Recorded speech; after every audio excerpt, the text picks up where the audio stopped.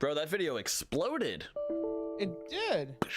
And that are we actually talking about that video? We throwing that in there? Yeah, we can mention it. Just throw it in there. You know, the art. I'm sorry, I'm talking about like He didn't even talk about that much in that interview. He didn't talk about much. Like interview in general. Like he did, but like I don't even think I saw it all. Like what was surprising about it? It was like, do we want to bring up this secret ending or this initial ending? Yeah, we could touch on it. We can touch on everything. We have too little, now we have too much. Well, yeah, well, I mean, that's the nature of content. That's the nature of being a Halo content creator, you know? It's like there's nothing, and then all of a sudden it's like, I don't know what of the 1,000 things we should talk about. And what is up with my lighting? My lighting looks so weird. Whatever. Welcome everybody. Kylie, how are you? How are you doing? Did you see this event thing? What event thing? What are you talking about? On Discord, you can make events now. Oh right, yeah, I did. I said I was interested. I love that. I think it's really cool. Shows what's happening now. I actually want to use that to coordinate different events. So here's what I was thinking. Imagine this, right? I heard that Katie, Silly Goose, and what's the other young lady's name? Something Cal, Paranormal Cal, or something like that. Yeah, they were all like playing Halo, and so I had this thought of like, okay, here's what would be cool. One, making a female gamers text channel that only females have access to, right? And like, let's say with the events, let's say somebody wanted to host like a competitive night. Well, they could reach out to us and say, hey, I want to host this competitive night, could you make it one of the events that happen, right? And they might say, hey, on Tuesday we're going to do competitive, whatever. And then I could post a link to them, or like who's hosting it or whatever, so people know to DM that guy, right? And then at the beginning of the week I could post all the events and say, hey guys, check out the events that we have going on this week. There's some exciting stuff, community night, of course, podcast, of course, and we have some other game nights that are going on. And people can detail what kind of community night they want to do, or what kind of game night that they would want to do. And then people could like click, oh, I'm interested in this, I'm interested in this, I'm interested in this. I don't know, I thought it was kind of like a neat idea. Okay, sounds like an idea. It does sound like an idea, doesn't it? Might as well try it. If it doesn't work, it doesn't work, right? Yeah. I'm gonna make it work. You're gonna make it work? Yeah. Okay. Wow. Make it work then. What does that mean? What do you say? Wow, okay. Make it work then. Okay, dude, I will make it work. You better make it work. Oh my goodness. Join us live. HTTPS www. I put 4 W's. Whoops. DaddyTrax live. No, that's not right. Twitch.tv. I'm gonna change the name of this too. DaddyTrax live. I'm gonna change my Twitch, just so you know. Change it to what? Red Spartan Podcast. If I can, if it's available. Some kind of variation of it. You're gonna have like 8 different variations of Red Spartan Halo podcasts. What up, Epic? Like across like 6 different accounts. Well, I'm trying to like coordinate, like consolidate all of them. So on TikTok, we're now Red Spartan Podcast. Okay. On YouTube, I think we're Red Spartan Podcast. Because I was talking to my sister about it, and she's like, you're different things all over the place. And then when that video was blowing up, I was like, I want people to see that a podcast channel posted this. Because like, if you come across that video, right? And you see it was posted by the Red Spartans, you're like, okay, whatever. That doesn't mean anything. Right. But if you saw that it was posted by Red Spartan Podcast, like, oh, they do a show. Right. Right. So it's like a form of advertising. Yeah. Yeah. Also, putting in the clip near the end that I sent you. God, I keep forgetting to do that, dude. Would also indicate that, you know. Damn it. All right. You know? All right. I'm working on it. I'm okay. Look, I'm a mess. Okay. I'm a mess with a big heart. What up, Orange Crawdad? You guys have like 15 minutes. What do you mean we have 15 minutes? We're going to get going now. What's up, Paige? What up, Epic? Dude, I missed you, Epic. Epic, I feel like we don't talk anymore. Mystery, Guys, thank you for that sub. You guys still have 15 minutes. 15 minutes for what? What We are you don't talking talk about, Rabble? anymore. Oh, we don't talk anymore. All right, let's go ahead and get this started. All right, hang on 1 second, actually.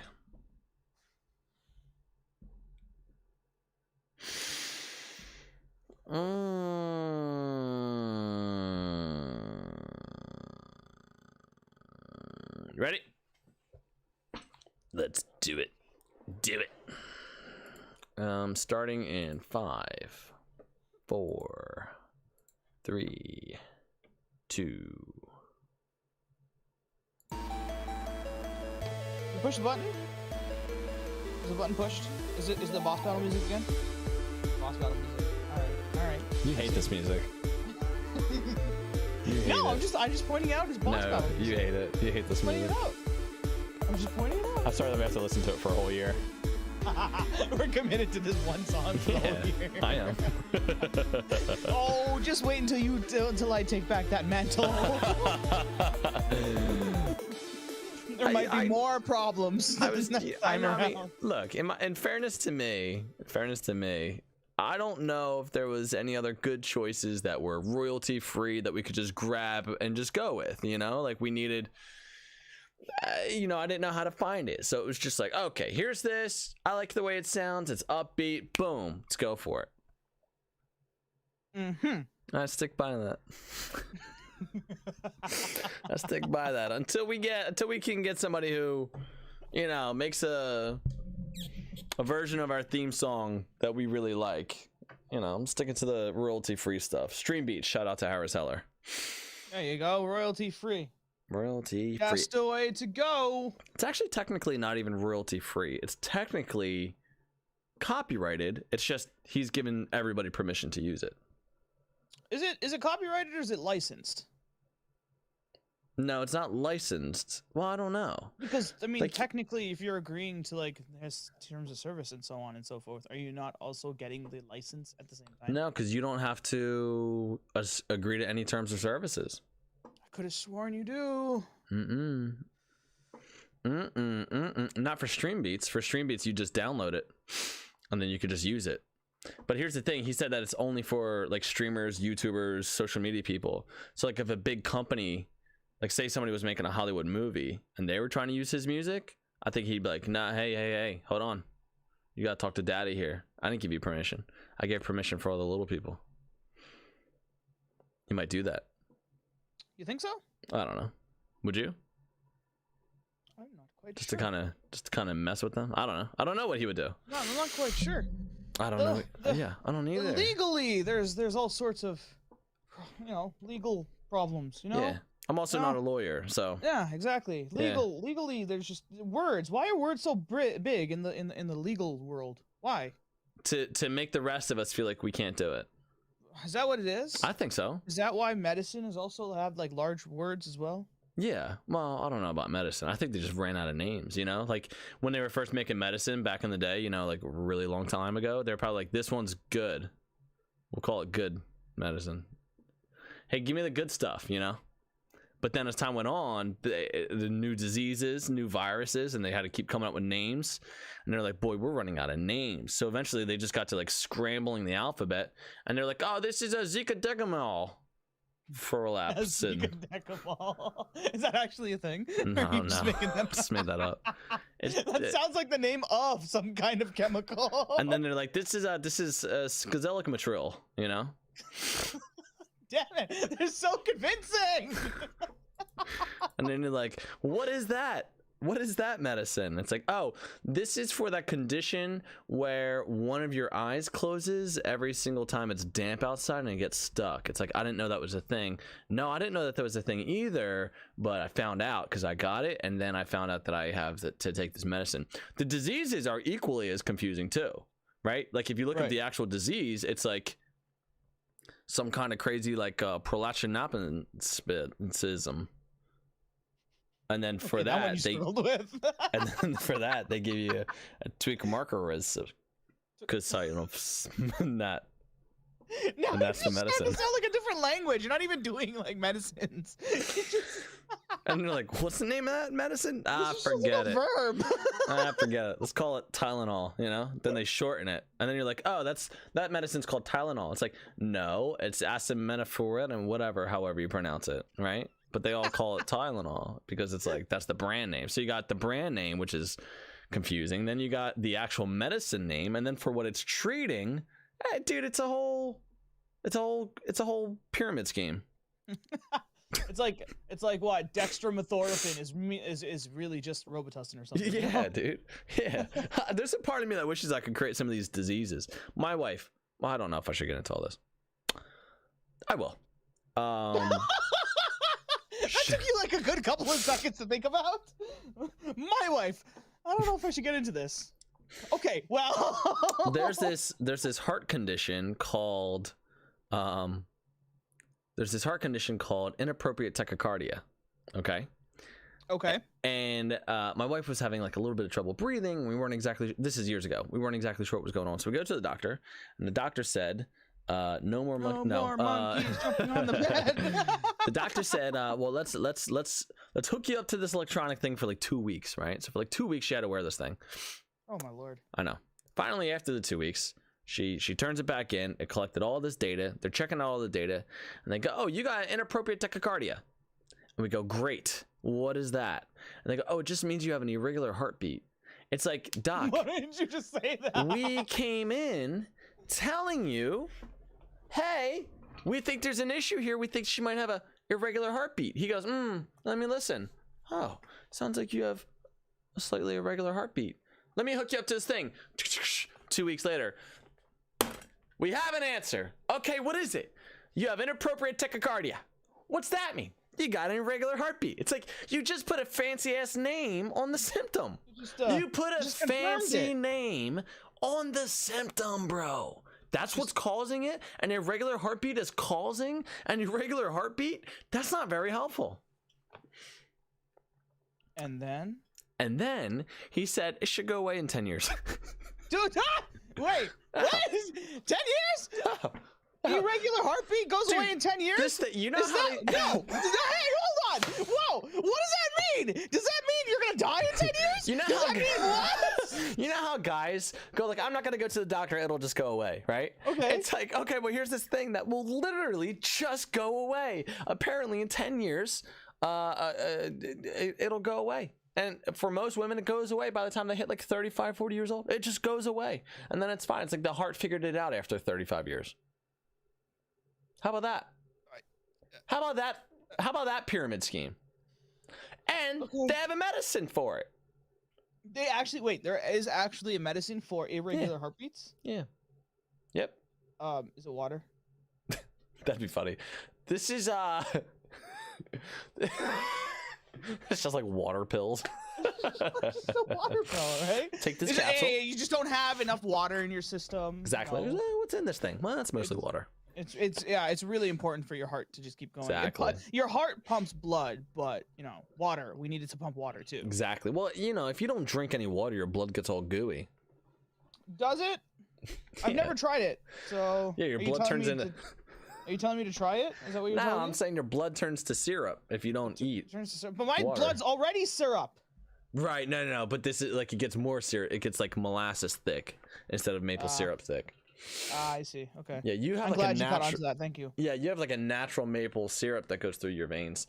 It would be like absolutely true. Right. If somebody were to cure maple syrup, it gets more thick. Okay. Thick with 2 C's. Thick with 2 C's. You can't have that going through your veins, bro. That kind of thick? Yeah, or your arteries. Oh, I mean, you know, whenever we go to the hospital, we just put IV drops, and the IV drops are maple syrup. So yeah, but it's not thick. It's thick with 2 C's though. It's thin. Wait, that's thin? It's thin. Yeah, the stuff they hook you up to with the IV. Yeah. Now I'm confused. It's thin. It's salt syrup. It's okay. All right. Sorry, let's move on. How have you been, dude? What you been up to for last week? For the last week, I have been. I'll give you a clue. Working. I've been working. Nice. How's that going? It's great. We have a case of a missing Spider-Man poster. It's amazing. Somebody took a poster from your. I don't understand. Okay, so in our theater, I call it the vault. It's not really a vault. It's just a room that's designated for our posters and so on and so forth. Okay. Right.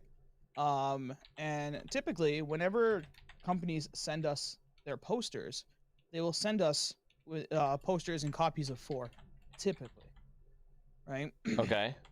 So everything else, I took a look at everything else. We received like Buzz Lightyear poster, so Lightyear. We received like Spider-Man No Way Home posters and a couple other posters that I don't exactly recognize the title of. All of those had 4 posters. The only one that didn't have 4 posters was Spider-Man No Way Home. Whoa. That one had 3. So someone just took it. I don't get it. I guess I don't know. It's just missing. It's just not there. Oh boy. So what do you do with that? What do you do when somebody just takes a poster?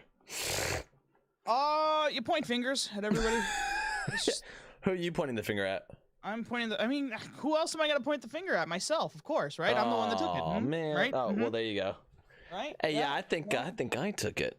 I think I took it. I wasn't here the day the posters arrived, right? And I'm the one that noticed it was missing.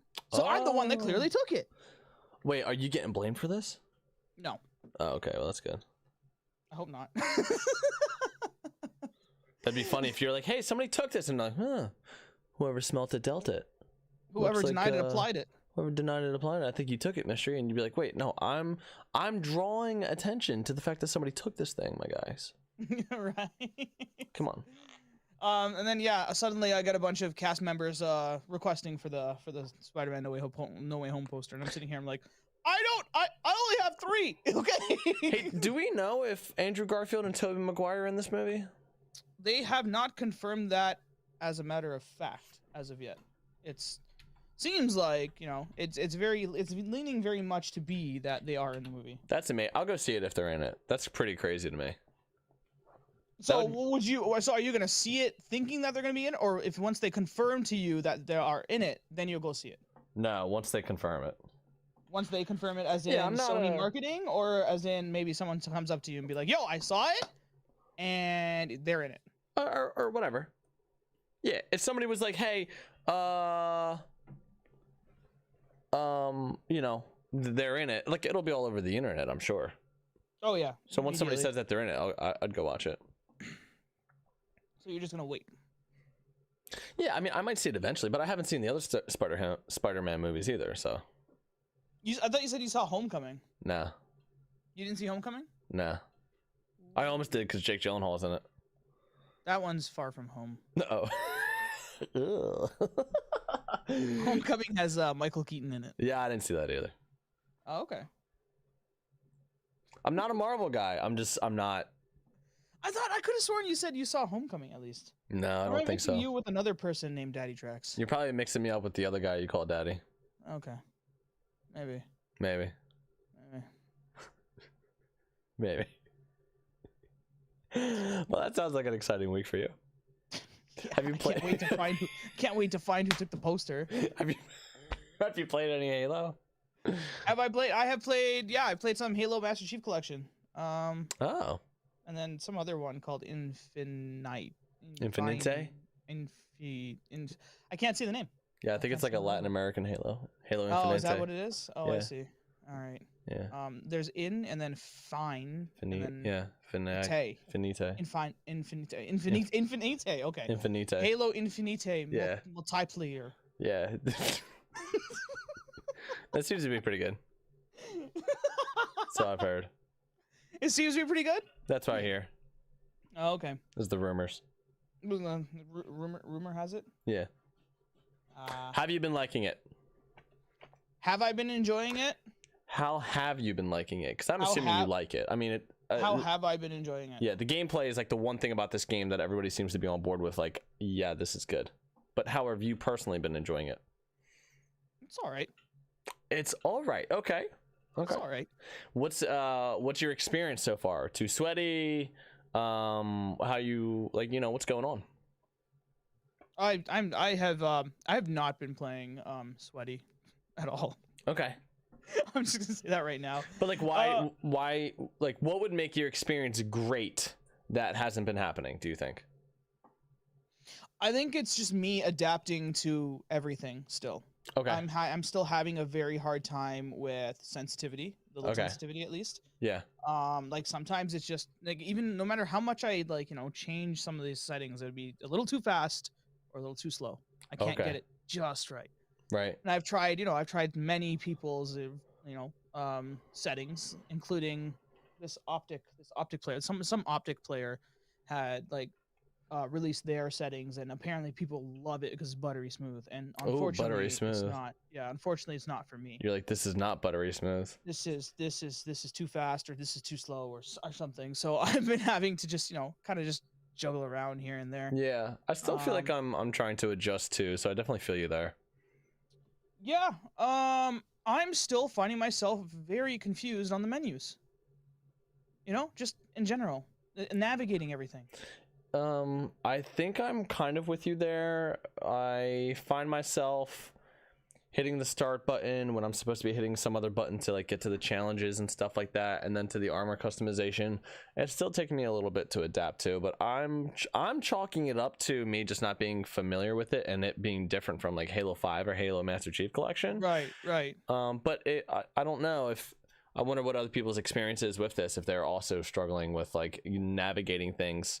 I assume that they would run the menu through like a testing group or something like that to like see how it is. But I'm kind of there with you. For a while, it took me a long time to figure out how to leave a party, right? In the old days, you can do that? Yeah, you can leave a party, like a fire team. So you have to go to your fire team, click on your name, and then hit leave. Really? Yeah, so it used to be you would just kind of back all the way out to the main menu. Yeah, no more. Now you can back out to the main menu just to look at the options that you can't select if you're not party leader. So it's kind of weird. And then you're still there. So what you have to do is you have to go to your fire team, click on your name, and then hit leave. And then you leave the fire team. That's weird to me. Interesting. Yeah, that will definitely take some getting used to, because when it came to every single other Halo game, you would just back out to the menu. You just back out to the menu. Yeah, exactly. It was like, hey, hey, by the way, you're leaving the party scene. Right, this is going to kick you out to the, this is going to make you leave the fire team. Are you sure you want to continue? Yes. Yes. B. B, up A. Got it. It's weird that the same amount of steps that is involved in kicking a player is the same amount of steps involved for you just leaving the fire team. To me, that's a little strange, but again, maybe it's something I'll get used to. Maybe I'll find I actually prefer that. I don't know. So far, right. Still adjusting. Right, exactly. Yeah, I'm definitely struggling with the adjusting. If I get like 3 months in and I'm still struggling with this kind of stuff, okay, maybe my brain's broken, option 1, or maybe this wasn't the best way to set up a menu, option 2. I'm hoping it's option 2. Me too.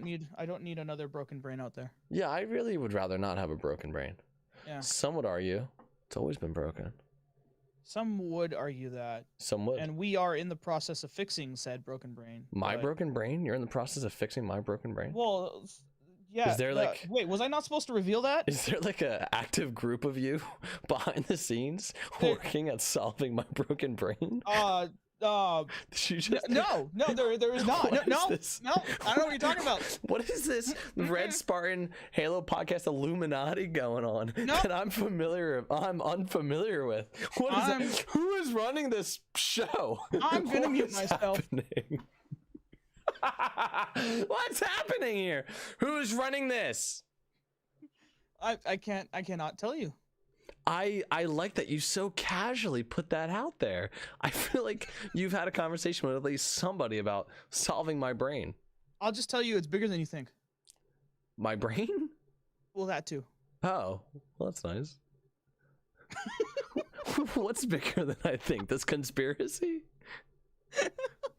I'm setting you up for another innuendo. No! Oh. Yes! Oh, my bad. Okay, well, aside from getting in my brain, no, fixing your brain. Fixing the menu. How is he feeling about this game? How else am I feeling about this game? Yeah, like what would make it great? What's missing for you here? I feel like I'm talking to Jimmy a little bit. Hey, that's not entirely true.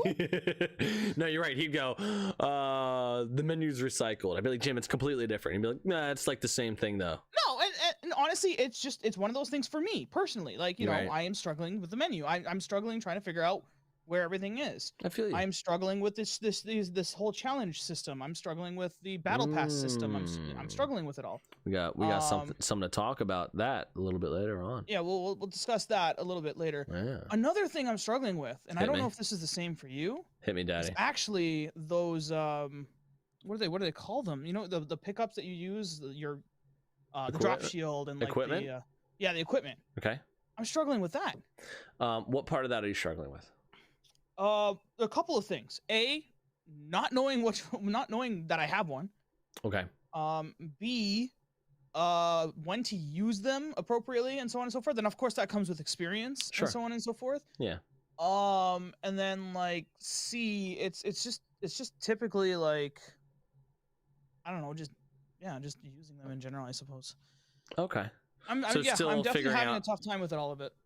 Is it like you're still trying to figure out how they sort of fit into the sandbox, or like your game style, I guess, when you're playing in games? Like if you have a grapple hook, are you kind of like, I don't really know when I should be using this? Is like, well, yeah, and I'm not, when I get the grapple hook, I'm using it for the sake of using it. I'm not using it with a purpose.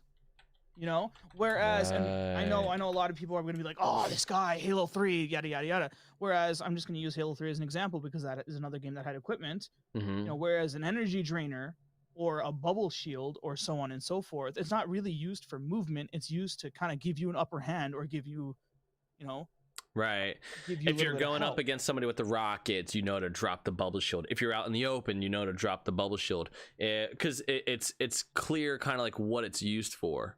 Right, but it's also not changing your movement speed or like the way you're looking around for you. An energy drainer, a regenerator, it's kind of easy to kind of think about like, hey, you know, this is going to disable a vehicle, or it's going to take out shields, or the regenerator is going to keep me alive. So it's a little bit easier to understand when to use those versus something that's very movement heavy. When do I use the grapple shot to fling myself across the map? Do I use it to grab weapons? Do I use it to attack? Do I hold on to it to keep it out of the hands of the enemy? I understand what you're saying there. It is different. There is a little bit more of a thought process that's involved. And again, as it comes to like with experience and stuff like that, I think that's where you got to kind of, you know, the more you play, the more you'll learn. I did see somebody did some insane flag maneuvering with the grapple hook where he kind of like was able to grab the flag and somehow use the grapple hook to sort of like launch the flag and launch himself with the flag. So I feel like there's some like, you know, if you have the grapple hook and you can learn how to kind of like use those together, like, okay, then like there's going to be specific things with these items, specific applications with these equipment items that I think like as the game progresses and we see more people use them, whether it's like clips online or YouTube tutorials and stuff like that, we'll find better ways to use these pieces of equipment. Whereas right now, everyone's still trying to kind of like figure out what's going on with all it. Out, right? Yeah. Yeah. I can understand that. It's just, you know, I guess it's not boding well for me with the equipment department right now. I feel you. You know, for me, it's like I don't know when to.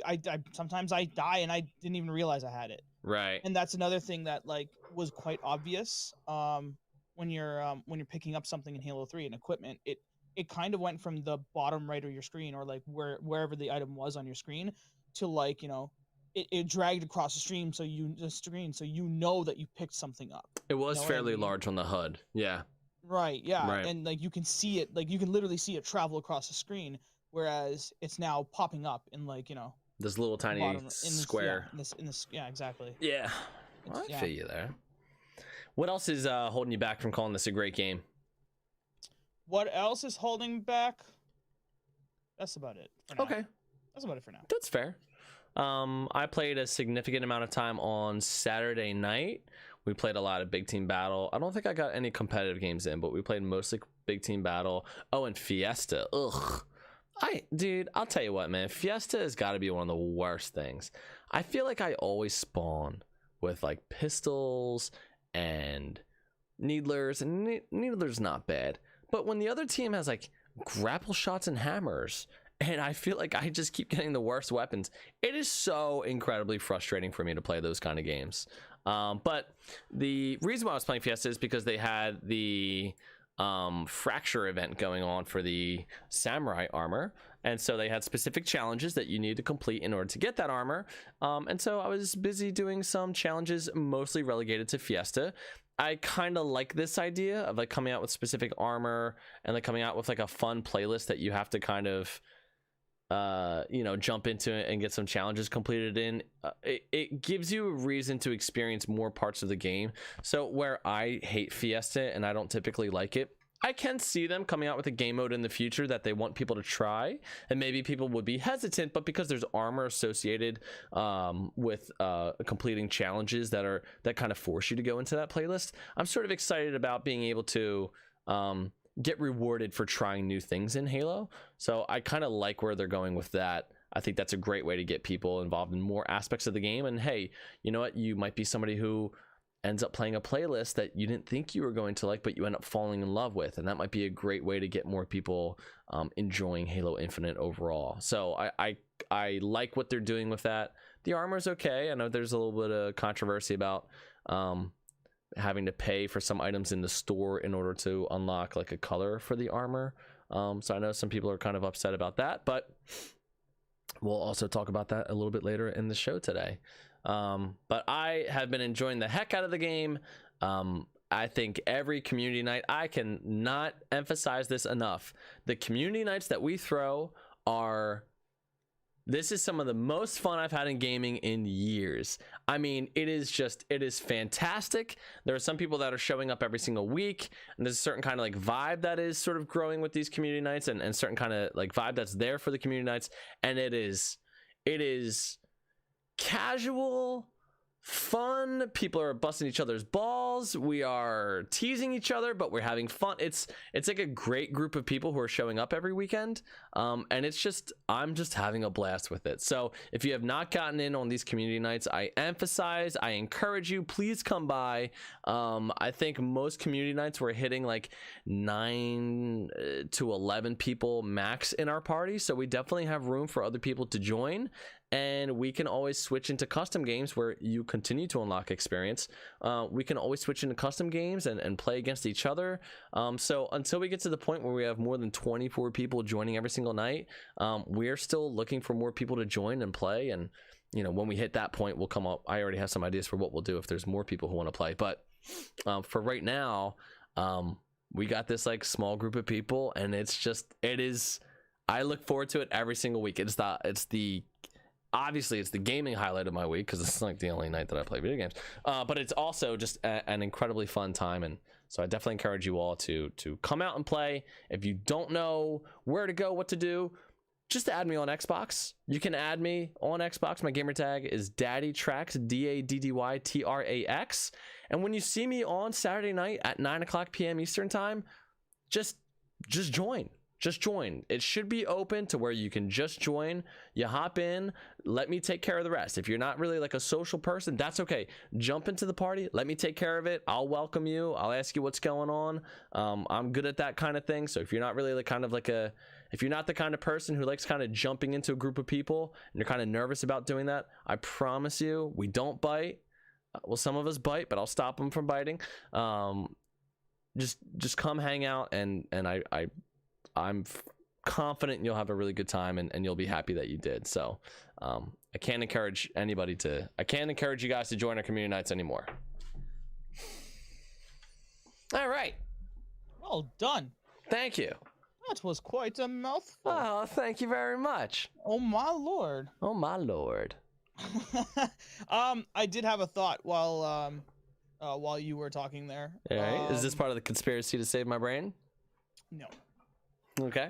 What are your thoughts on the weapon spawns in the map? So I'm understanding them a little bit better. I'm understanding them a little bit more. I think in the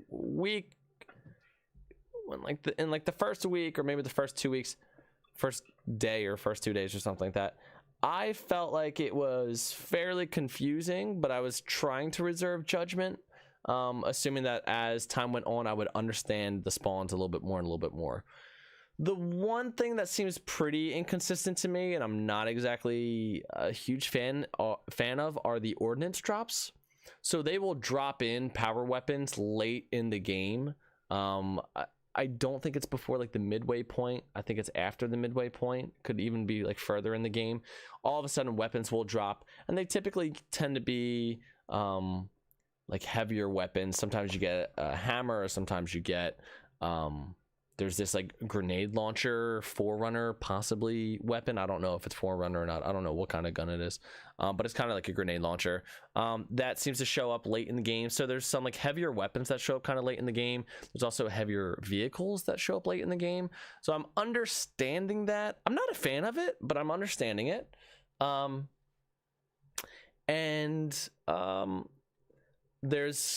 There's one map in particular that I'm thinking of where I was really struggling with like where the sniper spawns. I understand where the snipers spawn.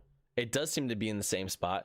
And it's either the sniper or the skewer. That can change. So it seems like game to game, there's spawns where sometimes you get a BR, sometimes you get a commando. Sometimes within the same game, they're different. I noticed that on this one big team battle map. It's the map that's kind of like dark outside. And it has like the two shader turrets, Covenant shader turrets that you can hop into.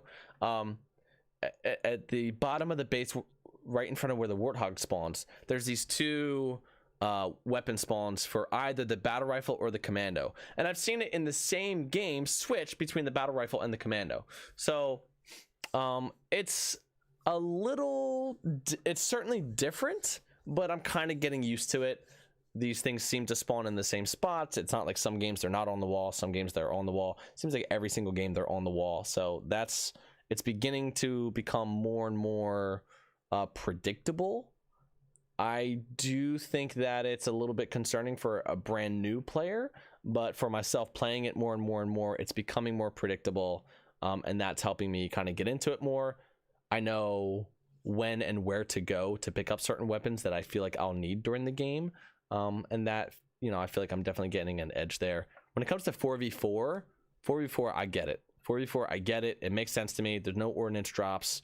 I love 4v4. I think Halo Infinite has perfected 4v4 mode. I love the maps in 4v4 mode. I'm a huge fan of 4v4. Big Team Battle is a little bit still kind of like growing on me a little bit. But for the most part, I think weapon spawns are beginning to make more sense to me. To kind of summarize, Big Team Battle, there's still a couple of things that are a little bit weird, but for the most part, I'm good with weapon spawns. You? Me personally, don't become Jimmy on me, please. I feel like there's like a lack of weapons actually. Sometimes like there's what two to three VR spawn locations. Okay. I'd like to say, right?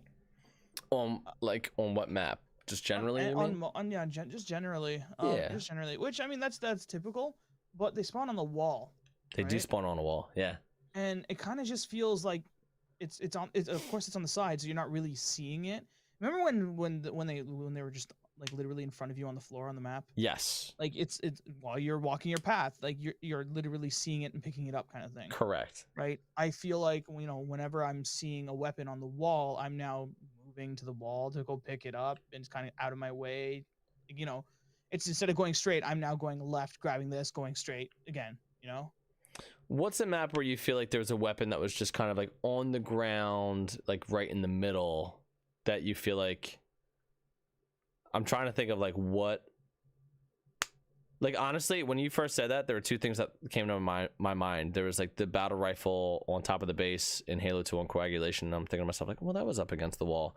And then on Guardian, the sniper rifle's up against the wall. I'm trying to think of like where a battle rifle has been where it's like just in the middle of the walking path. Aren't they normally kind of like off to the side? They are kind of. Sometimes they are. But there are maps, like I'm pretty sure, was it Warlock on like Halo 2, I think.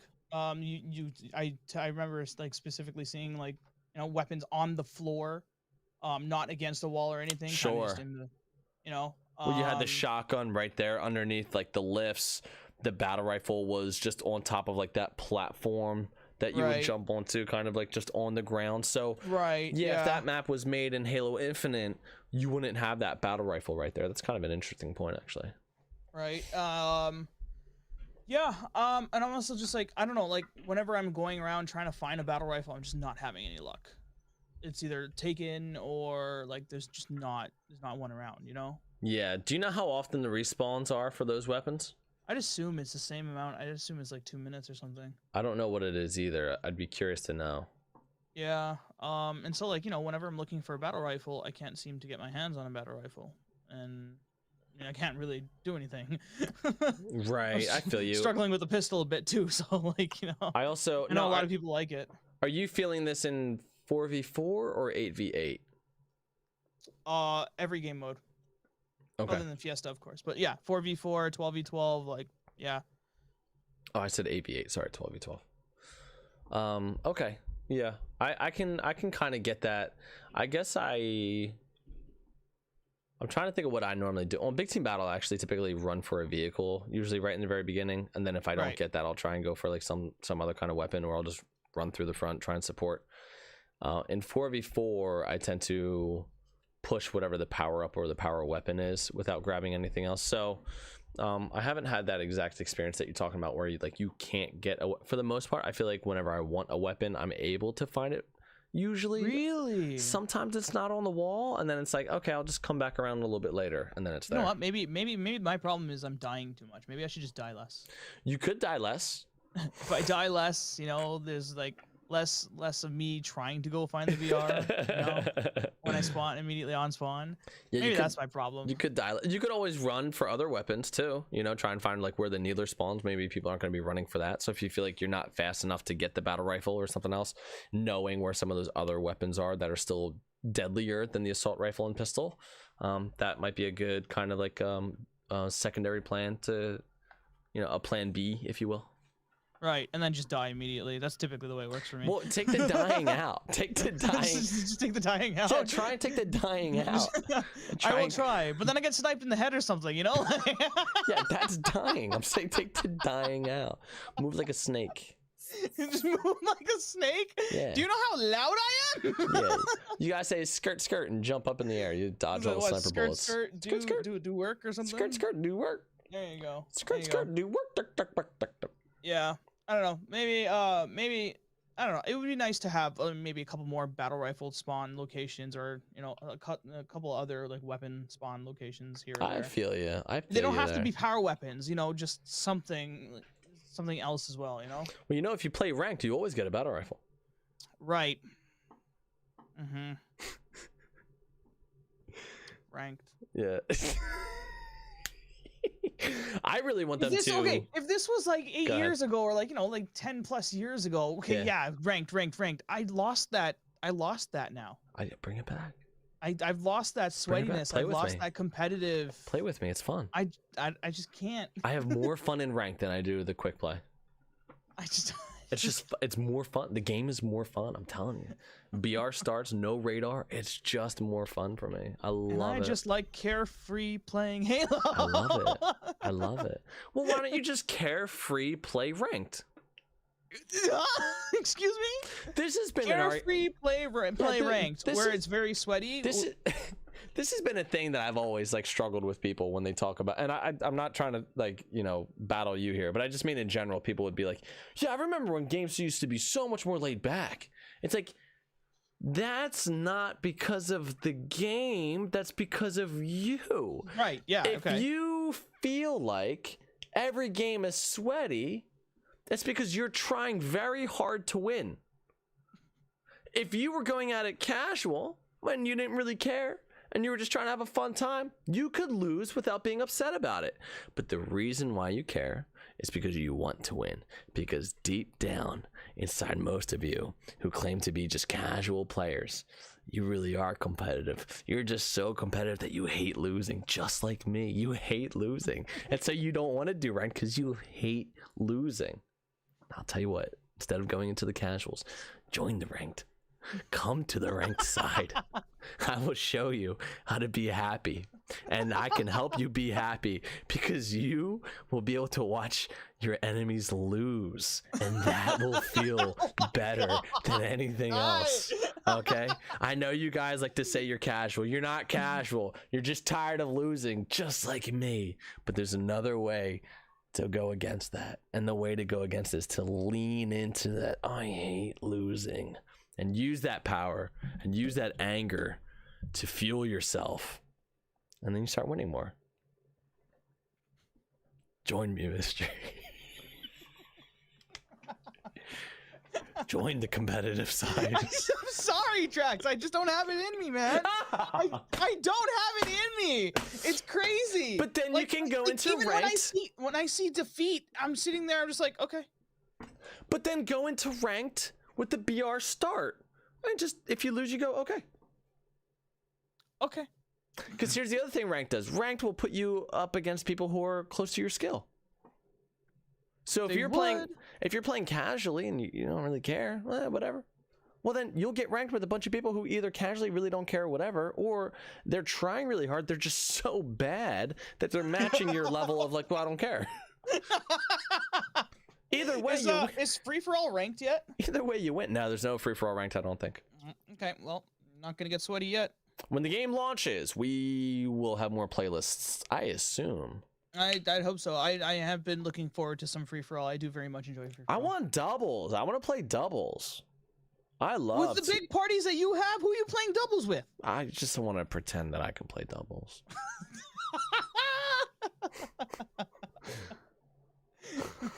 That was a perfect opportunity for you to insert your boss battle music and be like, yo, Mystery and Trax double. There we go, dude. Play doubles with me. We'll win. You won't have to worry about losing, Mystery. Either that or you just yell at me for being incompetent. No, I would never. I would never yell at anybody for not. Well, it depends how much I've been drinking that night, but usually look, I never seriously yell at anybody. Okay, I'm never seriously yelling at somebody. If I ever yell on a community night, we're always joking. We're always joking. We're always messing around. See, Silly Goose Nessa wants to play doubles with you. Yay! I like how we can play doubles. I like how like swallowed it up. Yay! I've been laughing too much. My mouth is a little dry. Okay, leave me alone. You're fine. You're fine. No, because now this is going to be turned against me. Of course it will. For good reason. And then you wonder why we have this huge community of people that are trying to fix your brain. What are you talking about? What is this conspiracy? I'm both flattered and offended. I should be more flattered. You're getting more attention that way. Look, I'm not. It feeds your ego. Look. I'm not some like 14-year-old chick with like, hey, notice me problems, and I decided to just like go to school dressed in giant balloons, and I want people to pop them. Like, I'm not like that. I just enjoy going to a party and there's music, and I'm gonna dance with everybody in the middle of the room. Like, I just enjoy being a part of everything. It's not that I need everyone to be focused on me. I like I'm extroverted. I like when everybody's having fun. So everybody, but getting together to fix my brain, I don't know exactly how to take that. That doesn't exactly, look, I could be at an intervention. I'm not going to have very much fun if I have a whole lot of attention on me. You get what I'm saying? But if I'm at a party, like, yeah, let's get into it. Let's have fun. So I don't know how I feel about this little conspiracy you guys got going on here. Don't worry, we will make our moves slowly. Ugh. Just make it so I don't notice. Why did it make you feel uncomfortable, right? Isn't that crazy? I'm feeling. You feeling a little dirty? Feeling a little sweaty here. A little sweaty. All right. So what are we talking about here? Yeah, Halo. That's good. We're talking about Halo. Yes, we are talking about Halo. Yeah. Something happened. I don't know what, but something happened. Oh, what happened? I don't know. You're supposed to tell me what. Oh, here's what happened. Well, a lot has happened, if I'm being honest. Okay. All right. There we go. Why don't we start talking about the arguably the biggest thing, if you're a Halo Infinite fan, especially if you're looking forward to this campaign that's going to be coming out, we got a campaign trailer. If you have not seen the campaign trailer, ready for this, go to my TikTok at Red Spartan Podcast, and if you search through my videos, you will see one labeled campaign trailer. Click on that. If you click on that, you'll be able to watch the campaign trailer. There's a couple things in here that I think are pretty insane. And I wanted to, well, I guess I'll just bring them up. I'm going to pull up the trailer here so I can watch it actually in real time. But one thing that I want to bring up very quickly is the Infinity, bro. So the Infinity, what about it? Okay, so I know that the Infinity has been missing from a lot of what we've been seeing. We have not seen Captain Lasky. We have not seen the Infinity in any of the gameplay, in any of the trailers, or anything. Okay, we finally saw the Infinity in the Halo Infinite campaign launch trailer, and it is getting steamrolled by some kind of banished ship. And I'll tell you what, it is one of the most beautiful looking things I've ever seen in my life. I'm playing the trailer right now, and this banished ship just has some kind of armor in the front. It looks like it's like wedged, and it is just driving through the Infinity, and you just see all sorts of explosions coming out, and there's pelicans flying away. Pretty insane. So I had a theory that the Infinity crashes into the ring and destroys it. Could very well be that the Banished and the the humans and the Banished are fighting around Zeta Halo, and the Infinity gets wrecked and does indeed fall down and get destroyed, crashing into the Halo ring. That's kind of my theory, but it is now confirmed that at some point in this game, that Infinity just gets absolutely wrecked.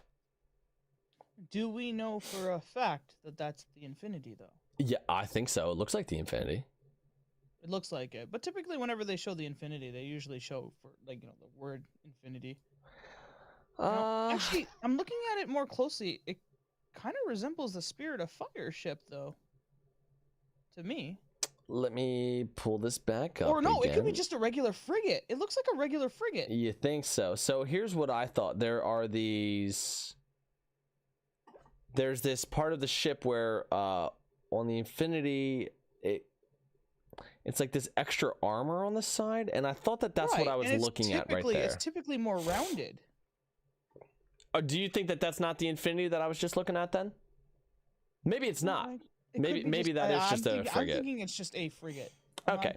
Well, that might have less significance then. It still looks really cool, but that might have a little bit less. Fantastic. Yeah, it looks fantastic. It looks amazing.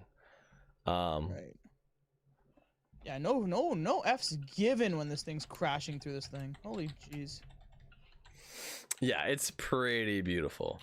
And then if you know beautiful. all the backstory and stuff, or if you've seen all that Halo Wars 2 stuff, that just that alone is like a huge intro for the Banished. You know? I have definitely just seeing that with the Halo Wars 2 knowledge of the Banished is like, holy shit, god. Yeah. I have not seen all that, and I need to. I want to watch swinging. I want to watch all the cutscenes. Maybe we do something next week after the podcast or something like that, where we can all watch the Halo Wars 2 cutscenes or something like that. That might be kind of cool. Oh, okay. We can try to figure out a watch party or something. Yeah, like a little watch party. How long are all the cutscenes? This is probably like what, an hour less? Well, the Blur Studios cutscenes themselves are not very long. But yeah, it shouldn't be too long. Are you looking specifically at the Blur cutscenes? I'm just thinking whatever cutscenes were done for Halo Wars 2 to kind of tell that story.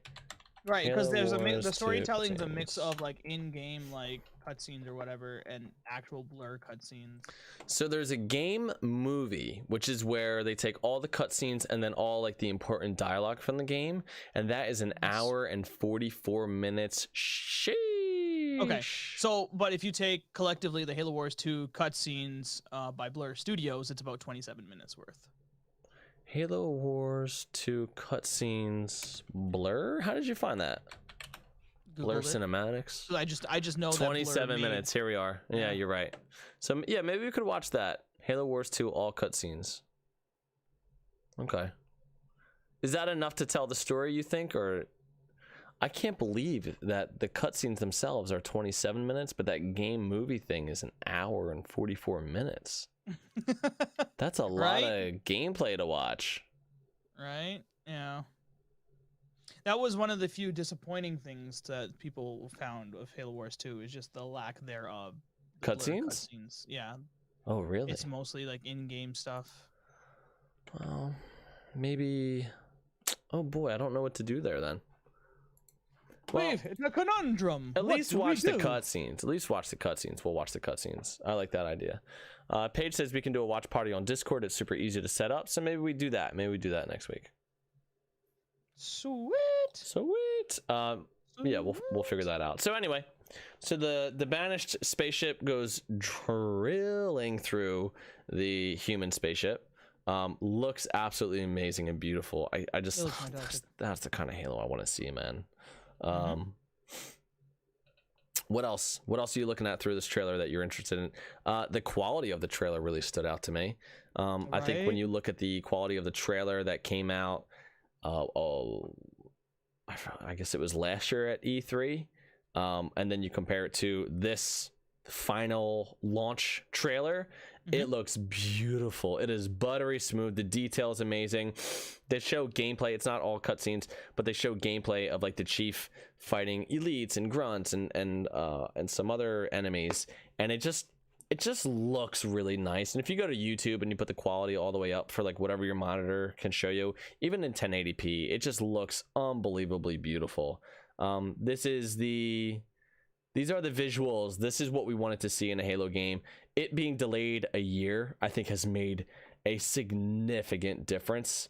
And I think that this is really more true to their vision than, what they were showing off last year. So I'm, being where we're at right now, I'm glad that the game was delayed, because I feel like 1 year later, the hype for Halo is high. The way that this game looks is beautiful.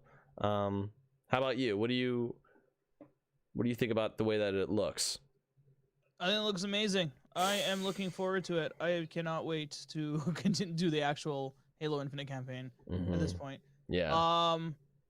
I liked seeing that. I don't know if you saw, there was a couple of skirmishers in there, which was nice. What's a See? skirmisher? The skirmisher, like the Halo Reach, like jackal looking things with the like the two mini shields on their forearms.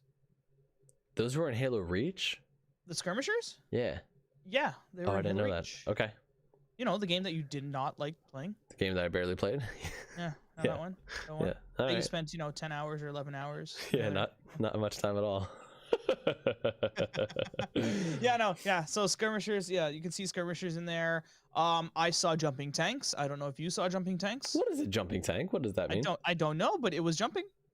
What are you talking about? A jumping tank? Yeah. Did you not see it? I did It's not definitely see that. it was definitely in the air. That tank is definitely in the air. Was it a human tank? It was a scorpion tank. A scorpion tank in the air? Yeah. I don't understand. Is that take a something look from and Halo Wars? Just take a look at this. Do you know where the tank is? Let me see if I can find it. Just doing this super scrolling. Where is it? Where do we see the Banshee? Where do we see the tank fighting the Banshee? Oh, I know what you're talking about. Yeah, look at that sequence, and then and just look at the ground where the tank is, and you'll see that there's no ground. Are you serious? I'm suspecting that tank went off a man cannon. Are you serious? Look All right, hold at on. it! I'm It's waiting. definitely off the ground. I'm waiting one for it minute here. 55 seconds in. 1 It's minute 55 seconds. definitely off the ground. 1 minute. All right, let me see here. Become the warrior. There's a scorpion tank. Oh, that scorpion tank is flying in the air. What is that? It's flying in the air. Why did I not notice that? See what I mean? Like, I find some of these weird things sometimes. I did not notice that one bit. It is flying in the air. That is It's so flying, like, strange.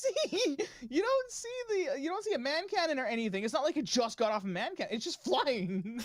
I don't know what that's about, but hopefully Master Chief somehow has some other new I'm not power. gonna or something. yeah, it's like a new thing that he's gotten. I'll be honest, I kind of don't want there to be jumping tanks, if I'm being honest. Not really looking for. I think it did ramp off a man cannon. It has to be a man cannon. That's probably what it did. You know what? Maybe next time we play big team battle, I'm gonna see if I can Get a tank off to go off the man. a man cannon. That would be amazing. I do want to see that. That is now on my bucket list of things that I want to do on Halo. I agree. That seems like a very like we need to do this. I agree. That and Shadow 6400, and I want to get a Razorback full of the fusion coils and just get everybody to throw fusion coils off the Razorback. That sounds pretty fun too. Actually, I'm not gonna lie. It would be very deadly, of course, because you know all it would take is you to shoot one of our fusion coils, and Everybody's dead. Yeah. But I think it could be just so much fun to have a fully loaded Razorback and everybody having fusion coils, just lobbing them everywhere. Just find the other Warthog and just start lobbing fusion coils at them. I want to do that one time. That really sounds fun. That sounds fun. It looks so ridiculous. We'll try and do that on community night. You gonna be there Saturday? This Saturday? No, unfortunately not. Okay. Yeah, I might be missing out on the next two. All right. That's okay. You're there now, right? I am there. You are there now. I am there now. Yeah. All right. Was there a new banished gun by any chance in there? Not that I saw. But okay, what was the gun that was shooting 3 bolts or something like that at the Wasp? Oh. That's not the Ravager, is it? I don't know, but it seemed like it locked on. So those It did, right? Yeah, I'm wondering if that's like I wonder if that's like the Ravager or something like that, and in campaign maybe there's like an upgrade for it. Maybe that's like a boss or something like that has like an upgraded version of that weapon. You think so? Because I mean, usually, I guess we didn't really see UI on it anyway, so I guess that makes sense. Yeah, I mean maybe not. Maybe that is a new weapon. Could be a new weapon. I didn't realize how many maps they were holding out on all of us. Maybe they have more weapons that they're holding out on us too. Maybe it's entirely possible. Some of the guns that the elites were holding, they looked similar to the carbine, but they're probably the storm carbine or whatever. The pulse carbine, I hate that gun. Gun sucks, dude. Carbine. Gun sucks. I still need to figure out that gun. Gun I sucks. have a feeling it's much stronger than we think. No, the gun sucks, dude. I think it's much stronger than we think. I think the gun blows. I think it's gonna. I'm gonna give it the benefit of the doubt. All right, you give it the benefit of the doubt and die with it, and I will not use it. And then when I start kicking your ass with it, then I'll change my mind and pretend that I was for the pulse carbine the entire time and thought that there was always potential. I'm like a relative that's doubted you your whole life, and then you become an NBA star, and then you're like, you always doubted me. I'm like, dude, I always knew you were gonna be great. What are you talking about? I was pushing you. I was saying you weren't gonna be good to help push you to be good, bro. Come on. Right? It's like, I question your motives there, sir. All right. Anything else in this campaign trailer piquing your interest? Nothing else really. Other than like some of the story stuff. Yeah, it got me hype. I'm not gonna lie. It definitely got me hype. There's definitely a lot that we've seen before in other trailers, so it's not like the whole thing was brand new. This was just kind of like the completed campaign trailer. Like, okay, like we saw the one, I don't know what species or what creature this is, but the one talking about humans not having the mantle of responsibility, or like that the future doesn't belong to humans.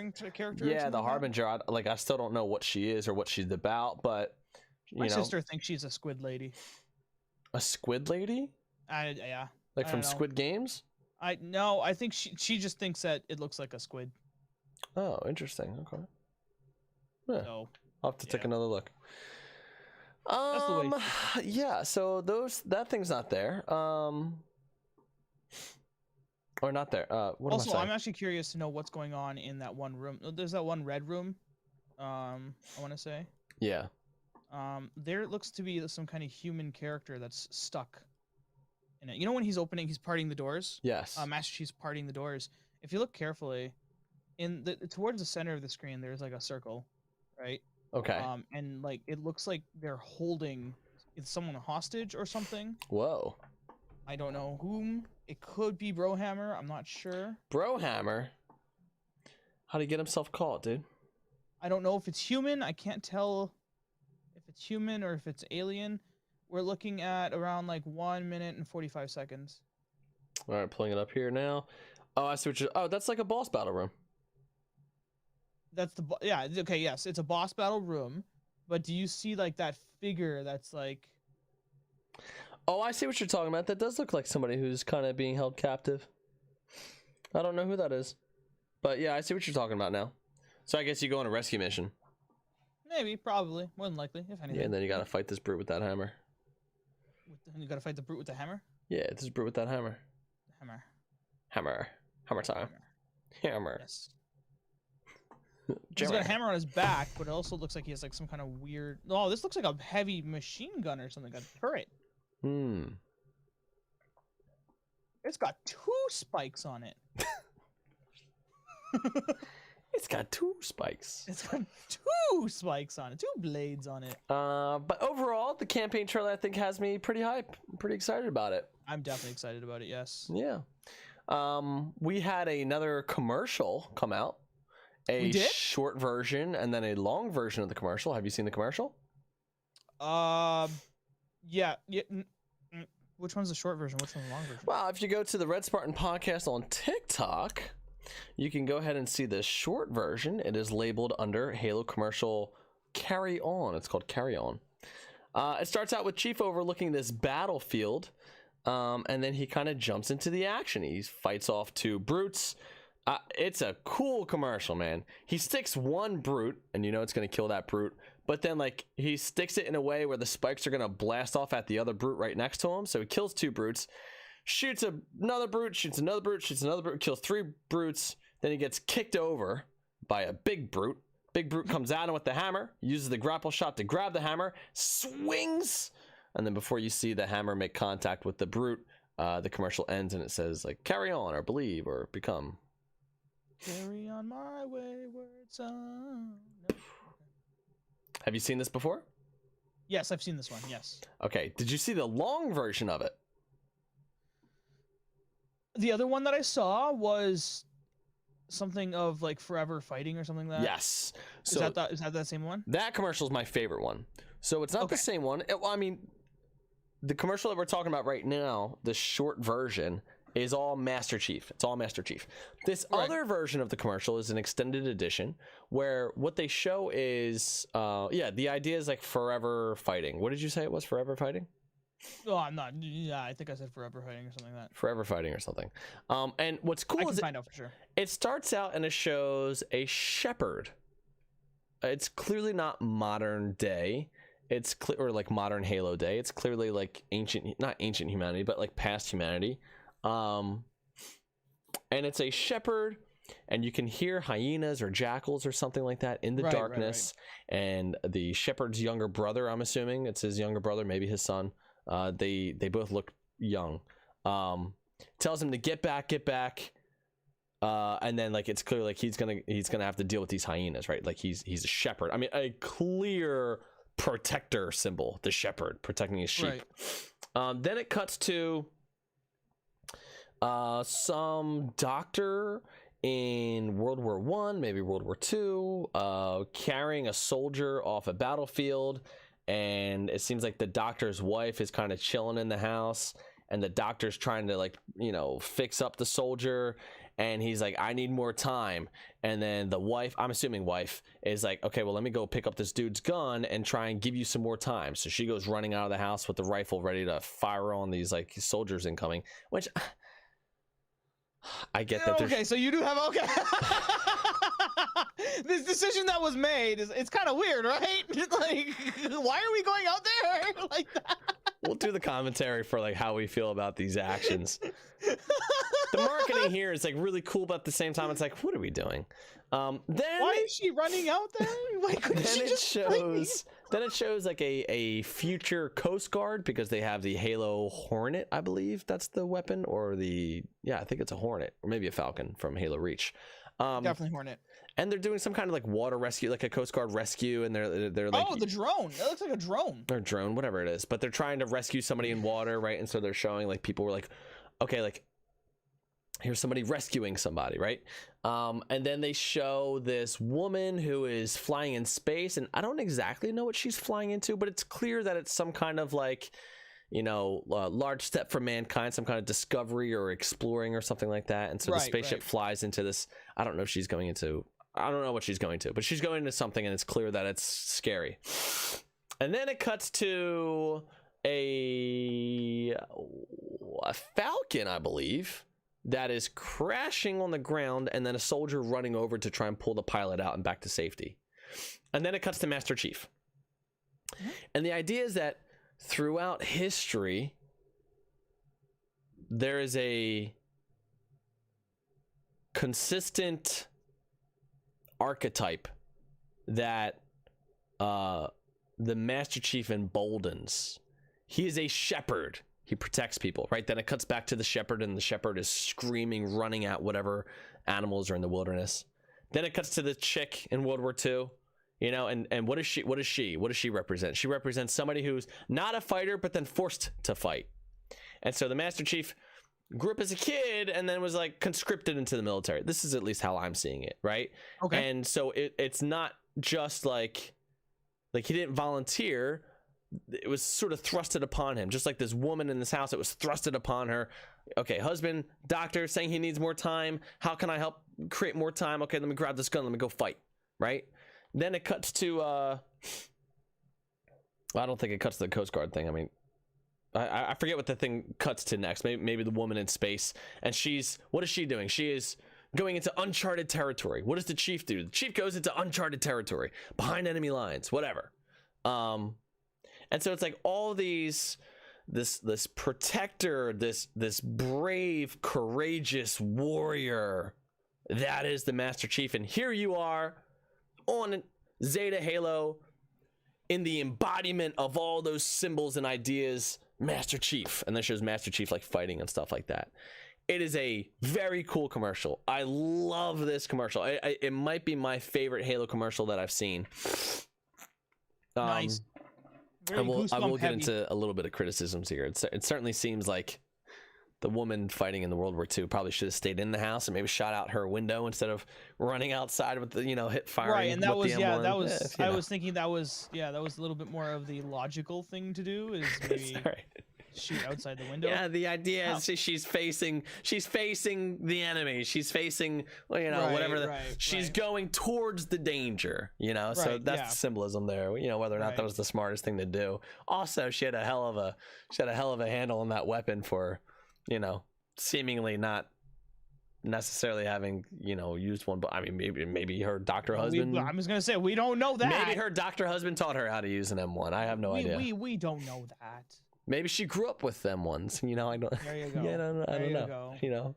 Maybe she knew exactly what she was. Maybe we didn't see the enemy. Maybe it was like one dude on a hill, and she was like, "I'm gonna get this guy." I don't.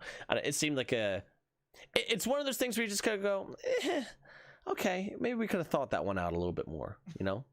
But maybe she could have found like a ditch or something that's much more secure. Yeah, jump into a ditch and then that fire. Way, like you're not attracting the fire to the house while he's trying to fix up the soldier. Oh, that's a good idea. Right, maybe that's what she was trying to do, like lure the enemy away.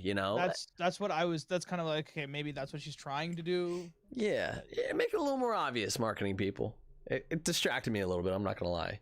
The chick flying in the spaceship, kind of screaming as she's going in. I thought that was dope. That gave me like major Interstellar vibes. When what's his name was going into the black hole, like, well, what are we going into, or into the wormhole? Like this. I love that, and the music was just top notch, and the whole thing I thought was really cool. And definitely my favorite Halo marketing I think that I've seen so far. I mean, it's definitely up there. It's definitely up there for sure. I really liked it. I don't know if anything's going to beat that live action ODST trailer. Do you remember that? I do remember that live action ODST trailer. Sheesh, that was music in that one. Yeah, I take back what I just said. That. Oh man. If you haven't seen the ODST live action trailer, go look up that. That is an amazing trailer. That one was well done. Very well done. Very well done. So much story in that. Just that alone, Beautiful. It was beautiful. So, yeah, we've gotten like a commercial, a shortened commercial, or a commercial, an extended commercial, the campaign launch trailer. This campaign will be out in 7 days. This time next week. If you're watching it live today, if you're listening to it on the podcast, then, you know, whatever the previous Wednesday is, or the next Wednesday is, less than a week, I'll say. Less than a week, whenever you're hearing this, you will be able to play the Halo Infinite campaign. So that is very exciting. I'm pumped. I have off that Thursday, so I will not be taking off from work to play the campaign day one. I will be waiting for like my natural day off because that way I don't have to like call out and get in trouble, or I have to like use time to try and get off. So I'm just going to do it on that Thursday is when I'll play. So I'm probably going to be hiding under a rock on Wednesday, not to see any kind of try not to see any kind of spoilers or anything like that. But I imagine that hopefully all day Thursday, most of the day Thursday, or at least at nighttime for sure, I'll be playing through that campaign. I'm just gonna send you spoilers. Don't you dare. If anybody sends me spoilers, I will ban you and block you. I'm not even joking. Test me. Even if you send me fake spoilers, I will still ban and block you until after I've played through the game. This rock is in Halo Infinite. Don't you dare. Don't you dare. I like to call it Geodude. And don't be like fucking Jimmy, who's like, oh, I can't believe that this person's still alive. I'm like, bro, that's a spoiler. He's like, that's not a spoiler. I didn't tell you who died. Like, spoilers aren't just who dies and who doesn't die. Okay, there's more to spoilers than that. So don't do that either. Don't be like, oh yeah, Chief is still alive at the end of the game. Relax. Don't tell me anything. Telling you nothing. Don't tell me anything. Don't tell me fake anything either. I'll real ban you. You real ban you. Yeah, I'm not mispronouncing will. No, I will real ban you. Okay. Does that mean you're just gonna throw me as a ban hammer or something? Like, I will real ban you. I'll real ban you. I real ban you. I'll ban everyone, dude. I'll go nuts. You thought that I was already unhinged? You thought that you needed to save my brain before? By the end of the week, you will be like, this man is off the deep end. We need to stop him. He is literally torpedoing everything. I'll do it. I'll burn it all down. I'll burn it all. I've waited 6 years for this game. I'll burn all of it down. The lengths this thing goes. I'll burn all of it. I'll burn all of it. See, because all the spoilers and everything that comes out before the game is like, it's all rumors. You know what I mean? Like, yeah, you don't really right. know, It's all in theory. Could be, you know. Right, exactly. Like, I'll only talk theories. You know. But if anybody sends me a real spoiler, I will. That will be the end of our friendship. You shall be banned. I don't want to be friends with anybody who spoils anything. You know what I mean? So, fuck off. Spoil yourself. Leave yourself out on the counter for a couple hours. That was a gallon of milk reference. You know a gallon of milk? You know how a gallon of milk's spoil? It's spoiled milk? Yeah.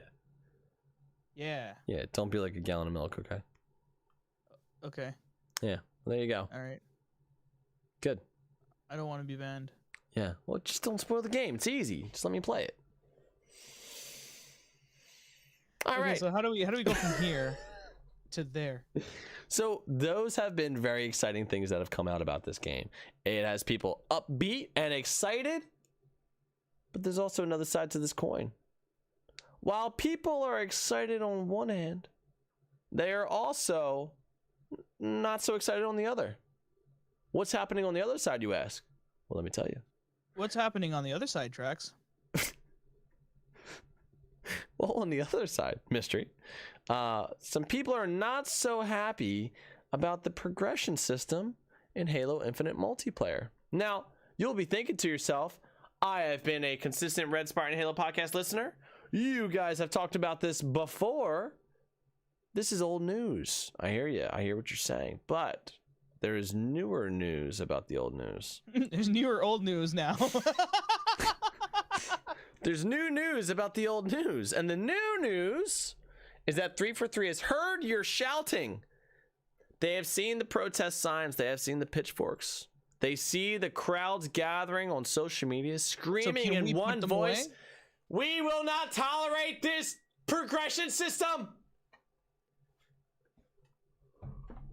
So they decided to change some things. What have they changed, you ask? What have they changed, Trax? I'll break it down for you right now. Oh, perfect. Thank you. I'm going to very much read the appreciate tweets coming from John Unishek. Or Junishek. His handle is Unishek. Now, who's John Unishek, you ask? Mystery? Trax, who's Unishek? Well, he is the community manager for 343 Industries. This guy has the worst job in the world. He basically has no power to make any decisions at 343, but receives all the anger from everybody because he's the community manager. Literally the worst job you could have. It's like, I don't have any power to change anything, but I am the one who you should direct all your attention to. Poor guy. Somebody needs to get him a gift basket. Anyway, he tweets out this. When we made, I love when he says when we made. I'm going to fix his tweet. When those assholes who didn't give me any way to change anything decided to change progression. Nah, I'm just going to read his words because that's going to be weird. Yeah, just read his words. Please. Please. Pretty please. Just take your time. Just take your time. Are you sure you don't want me to read it with my own little spin on it? I would very much prefer you read his words. Very much. Okay. All right, he says, when we made our initial change to progression, which added daily play one game challenges, they updated the weekly challenges and doubled the duration of 2 XP boosts, we promised that we would monitor the data and make additional changes if needed. Now it's time to follow up on that. So people saw, you had to play a bunch of games, right? You're not happy about this. You were like, well, I'm gonna have to play 15 games every single day just to unlock a challenge in order to get XP. They were like, no, Mystery, don't worry about it. We're gonna give you XP every game now. And you were like, it still seems kind of grindy. You were right on the money, by the way. I was totally off here. The grind stuff? Oh, thank you. Thank you for giving me a little bit of credit there. You were more in tune with how the overall community was feeling than I was, for sure. Because I didn't think it was that big of a deal. You were like, this seems very grindy and like not a good idea. And the rest of the Halo community went, this seems very grindy and not like a good idea. So here's what they're doing now. Here's a new change. The first game that you play every day is going to net you 300 XP. So instead of 50, you get 300. That's the equivalent of playing 6 games. Whoa. Your second game is going to get you 200 XP. That's the equivalent of 4 games. So already, if you play 2 games in one day, you have earned as much XP as you have previously in 10 games. That's a significant boost. Your third game nets you 200 XP. Your fourth game, your fifth game, and your sixth game each equal 100 XP.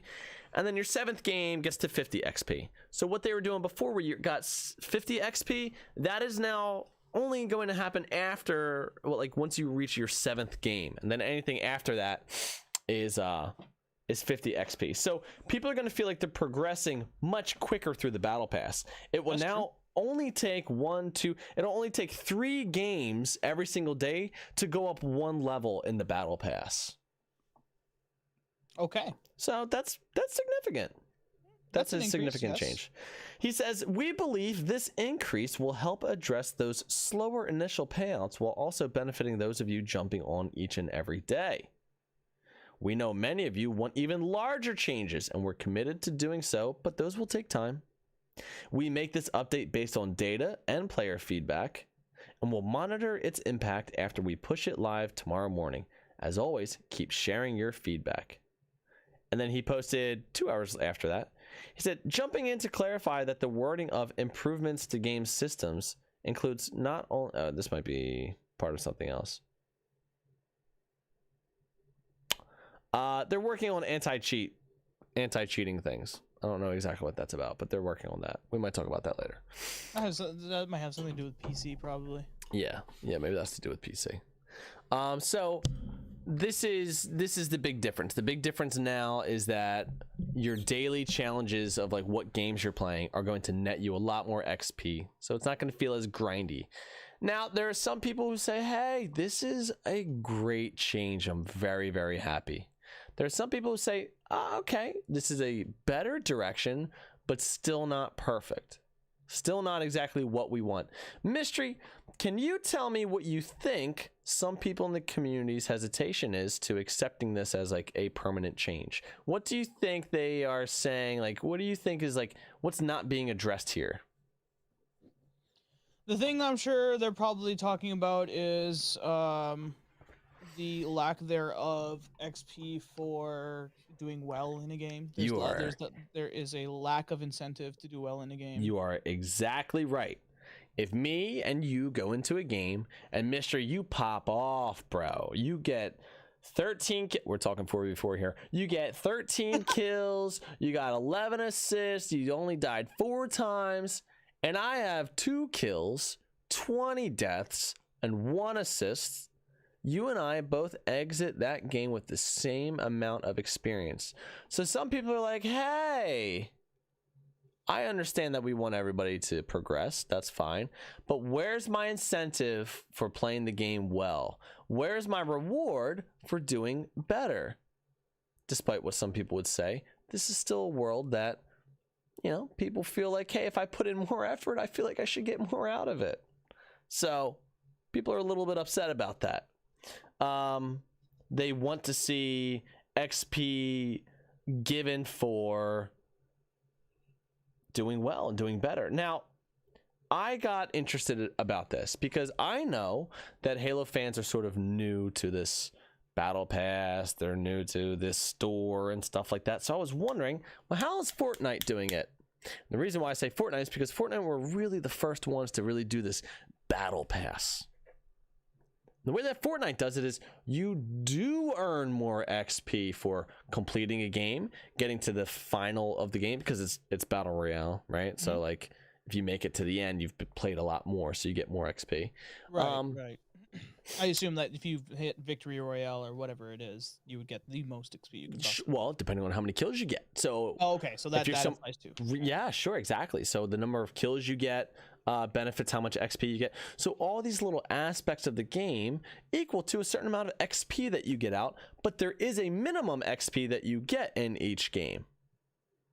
So think of it like this. If Halo had it that way, maybe every game you get 50 XP. But then if you get a certain amount of, you know, every kill gives you a certain amount of XP. Every assist gives you an amount of XP.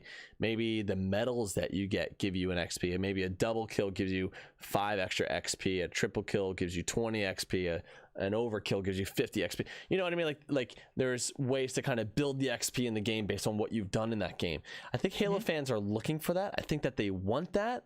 They don't want to just have to complete matches. Now, of course, they still have XP that's earned through challenges, and you can still go after those. And it's clear that people are incentivized by challenges. I am incentivized by challenges. Right. But I think that people are still looking for a kind of like, hey, I should be rewarded for doing better than other people. How do you feel about that? Well, I think it's a step in the right direction for me. What's a step in the right direction? What they did? I guess like the adding, I guess adding more XP for the games.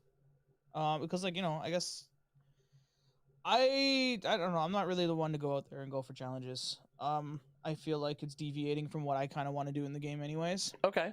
Right? Like if I have to go and I'm going through a game and I'm hunting down a cinder shot so I can get 5 kills with the cinder shot, you know, just to get XP. It's just not really appealing to me, so I'm just going to not do it. I can understand that. Right.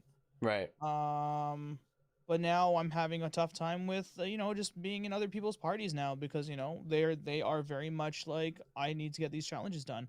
I have to play Fiesta now. I have to grind myself through Fiesta. Oh, I hate Fiesta. You know, like that yeah. You know what I mean? Yeah, but like, you know, that kind of stuff. It's just like, I have to play Fiesta to get this challenge done so then I can get XP to move forward. Right. And now I'm being dragged along too because I want to play with you, but I, you know, that kind of stuff. It's kind of making it a bit more difficult for me to be in certain parties. I can understand that, right? Like if you're like a big team fan, but the rest of your friends are going into Fiesta, you're kind of like, come on, guys, like why are we playing this game mode? That like if you were playing with me, Fire Mage, and like I don't know, one other person who hates Fiesta, it would be very annoying for that fourth person to go into Fiesta if they wanted to play big team battle, because not only do they want to play something different, all of us want to play something different.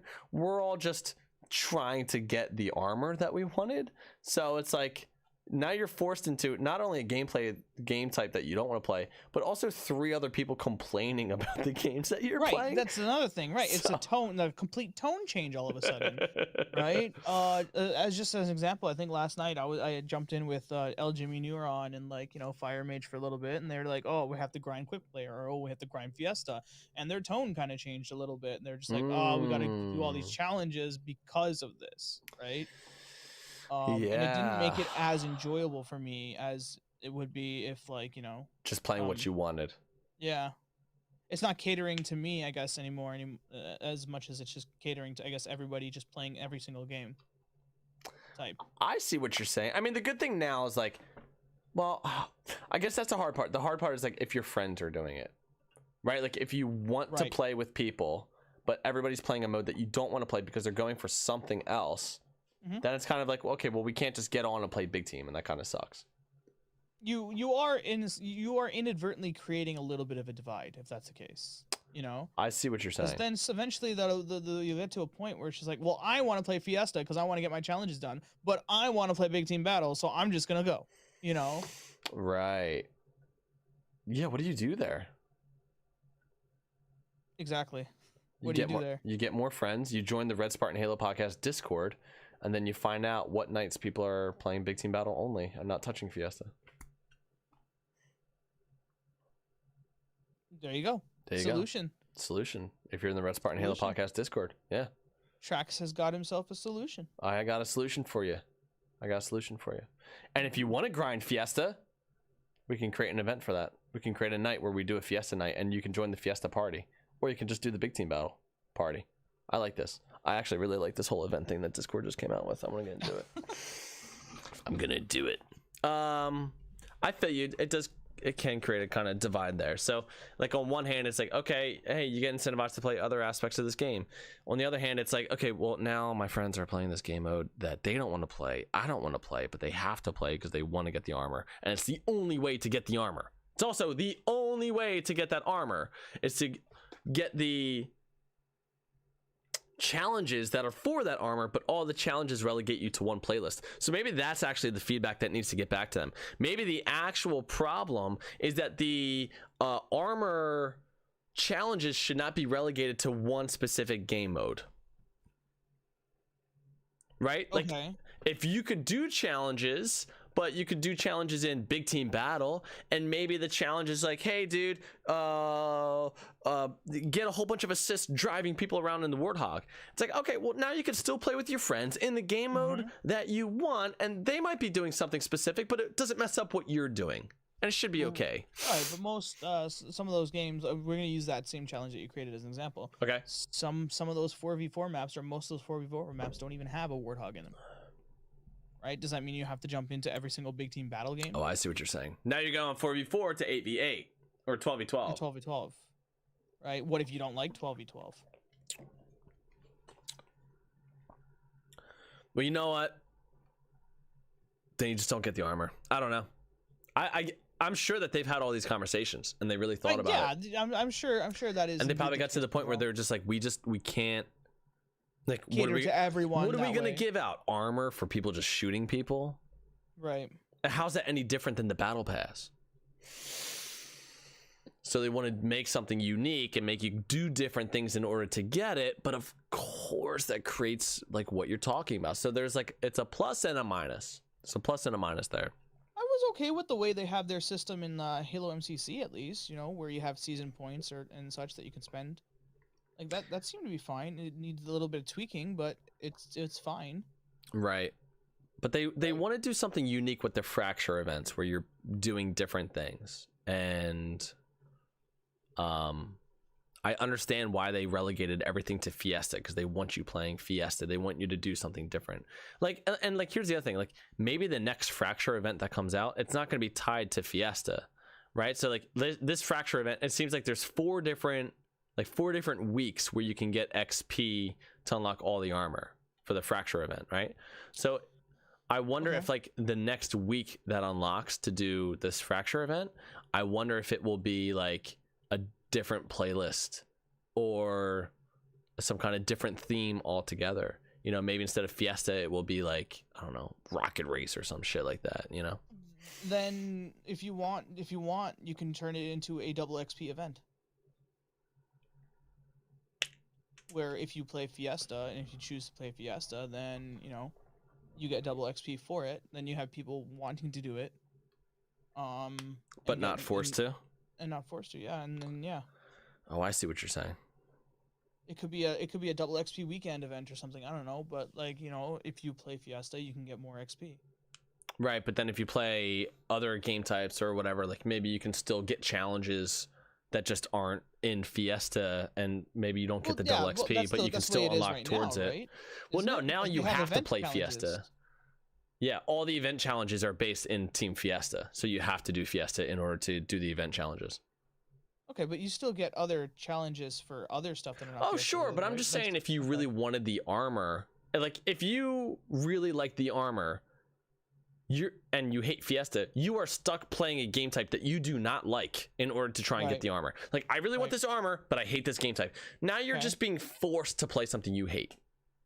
So what I'm saying is like, maybe what they could do is like, the challenges could maybe not be based on a specific playlist, but maybe if you play that specific playlist, maybe you get like an extra reward for it. You know, maybe you get extra XP or double XP just for playing in that playlist. I don't know, just trying to think of like a different way where you could do it so that way you're not forcing people to play games that they don't want to. Right, and it doesn't feel so quote unquote grindy. I know you don't like it. Doesn't feel like a chore. Oh, I hate Fiesta. I hate Fiesta. I've probably lost every Fiesta game I've played so far. Oh. I don't mind Fiesta, but I would like to mix things in as well, you know? Like, I would like to be able to play a regular Slayer game every once in a while. But I wouldn't say that I hate Fiesta. You know what they could do? Here's an idea. Maybe you come out with, like, 3 playlists that all work for the challenge. And maybe it's, like, Team Fiesta, Team Snipers, and whatever the action sack in Halo Infinite would be. Right? So then it's like, hey, maybe I hate Fiesta, but I love snipers. Or maybe I don't like Fiesta, I don't really like snipers, but I can do this action sack thingy. Maybe you can give like more of a way to unlock the challenges rather than just sticking to like just one specific playlist that people hate. That could be another idea too. Do you think populations on playlists could then, you know, be a huge effect? I don't think that this game's gonna have to worry about population issues with playlists. Really? Yeah. I think that there's enough interest in it. If you look at the online populations right now for the beta, or if you look at how many people signed up for the flight, hundreds of thousands of people, there were like 370 something thousand people playing the beta on like one of the first days that Halo Infinite came out on PC, and that was just on Steam. That does not count any of the Xbox players on Xbox on the series or on the Xbox One or on the Xbox site, like on the Xbox store on PC. So it wasn't even all PC player. So there are hundreds of thousands, well, not hundreds of thousands, that would be tens of millions. There are hundreds of thousands of people playing this game, and that is certainly going to drop off. Any game that comes out is immediately going to have this spike. But the fact that that was the spike on just players on Steam leaves me believing, especially how well this game is being received, leads me to believe that this game is going to be just fine when it comes to population. I think combining the PC and the consoles is an excellent idea. I think that that's going to work great for keeping the population up. And I think that this game is really scratching an itch that a lot of people have had, especially longtime Halo fans. So, oh yeah, definitely. I don't think this game's going to suffer from what Halo 4, Halo Reach, and Halo 5 went through when a couple months after the game was out, it was like, oh, I can't even get a match. Right. Yeah. I've definitely found myself looking forward to hopping online and playing some Halo Infinite for sure. Yeah. For sure. Undoubtedly. But yeah, so, you know, that's the issue that people are having. My take on it is...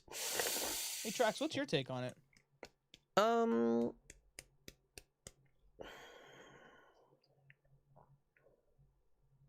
know if I care enough. I like the idea of people just getting in and playing and not having to worry. Like, here's what you also create when you start rewarding people.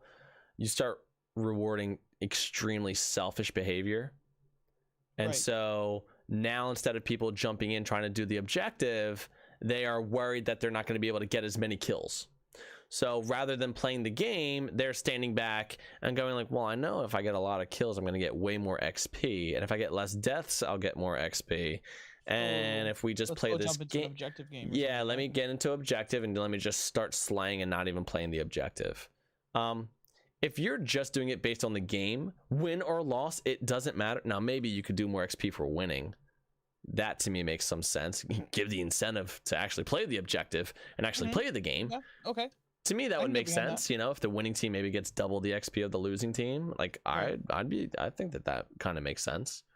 Give out additional XP for not quitting is another good idea.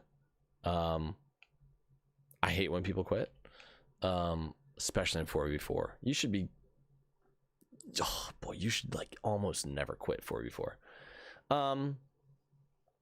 So that's kind of what I think. I kind of think I like the idea of continue to give out XP based on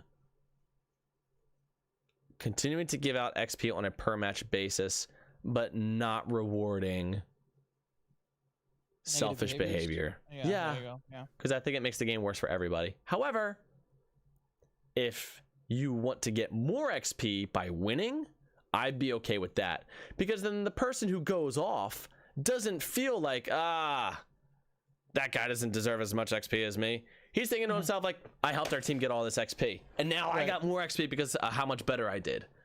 That to me is kind of like that might be a better system in my mind than somebody who just goes off with a lot of kills, because maybe you didn't help with the objective at all, right? Maybe Game Warrior was running in there, grabbing the flag, dying over and over, and holding the oddball for a very long holding time, the oddball, right? And like, you know, maybe you could say, hey, maybe you incentivize somebody for doing objective stuff, but the computer and the stat sheet doesn't report the amount of times that a team of people maybe try and go in after the flag and get killed and never touch it, right? But it's because that ongoing pressure that finally they're able to break through, get the flag and get it back, and then that ends up winning the game. So maybe they have a ton of deaths and very little kills, but like they're the ones who won the game.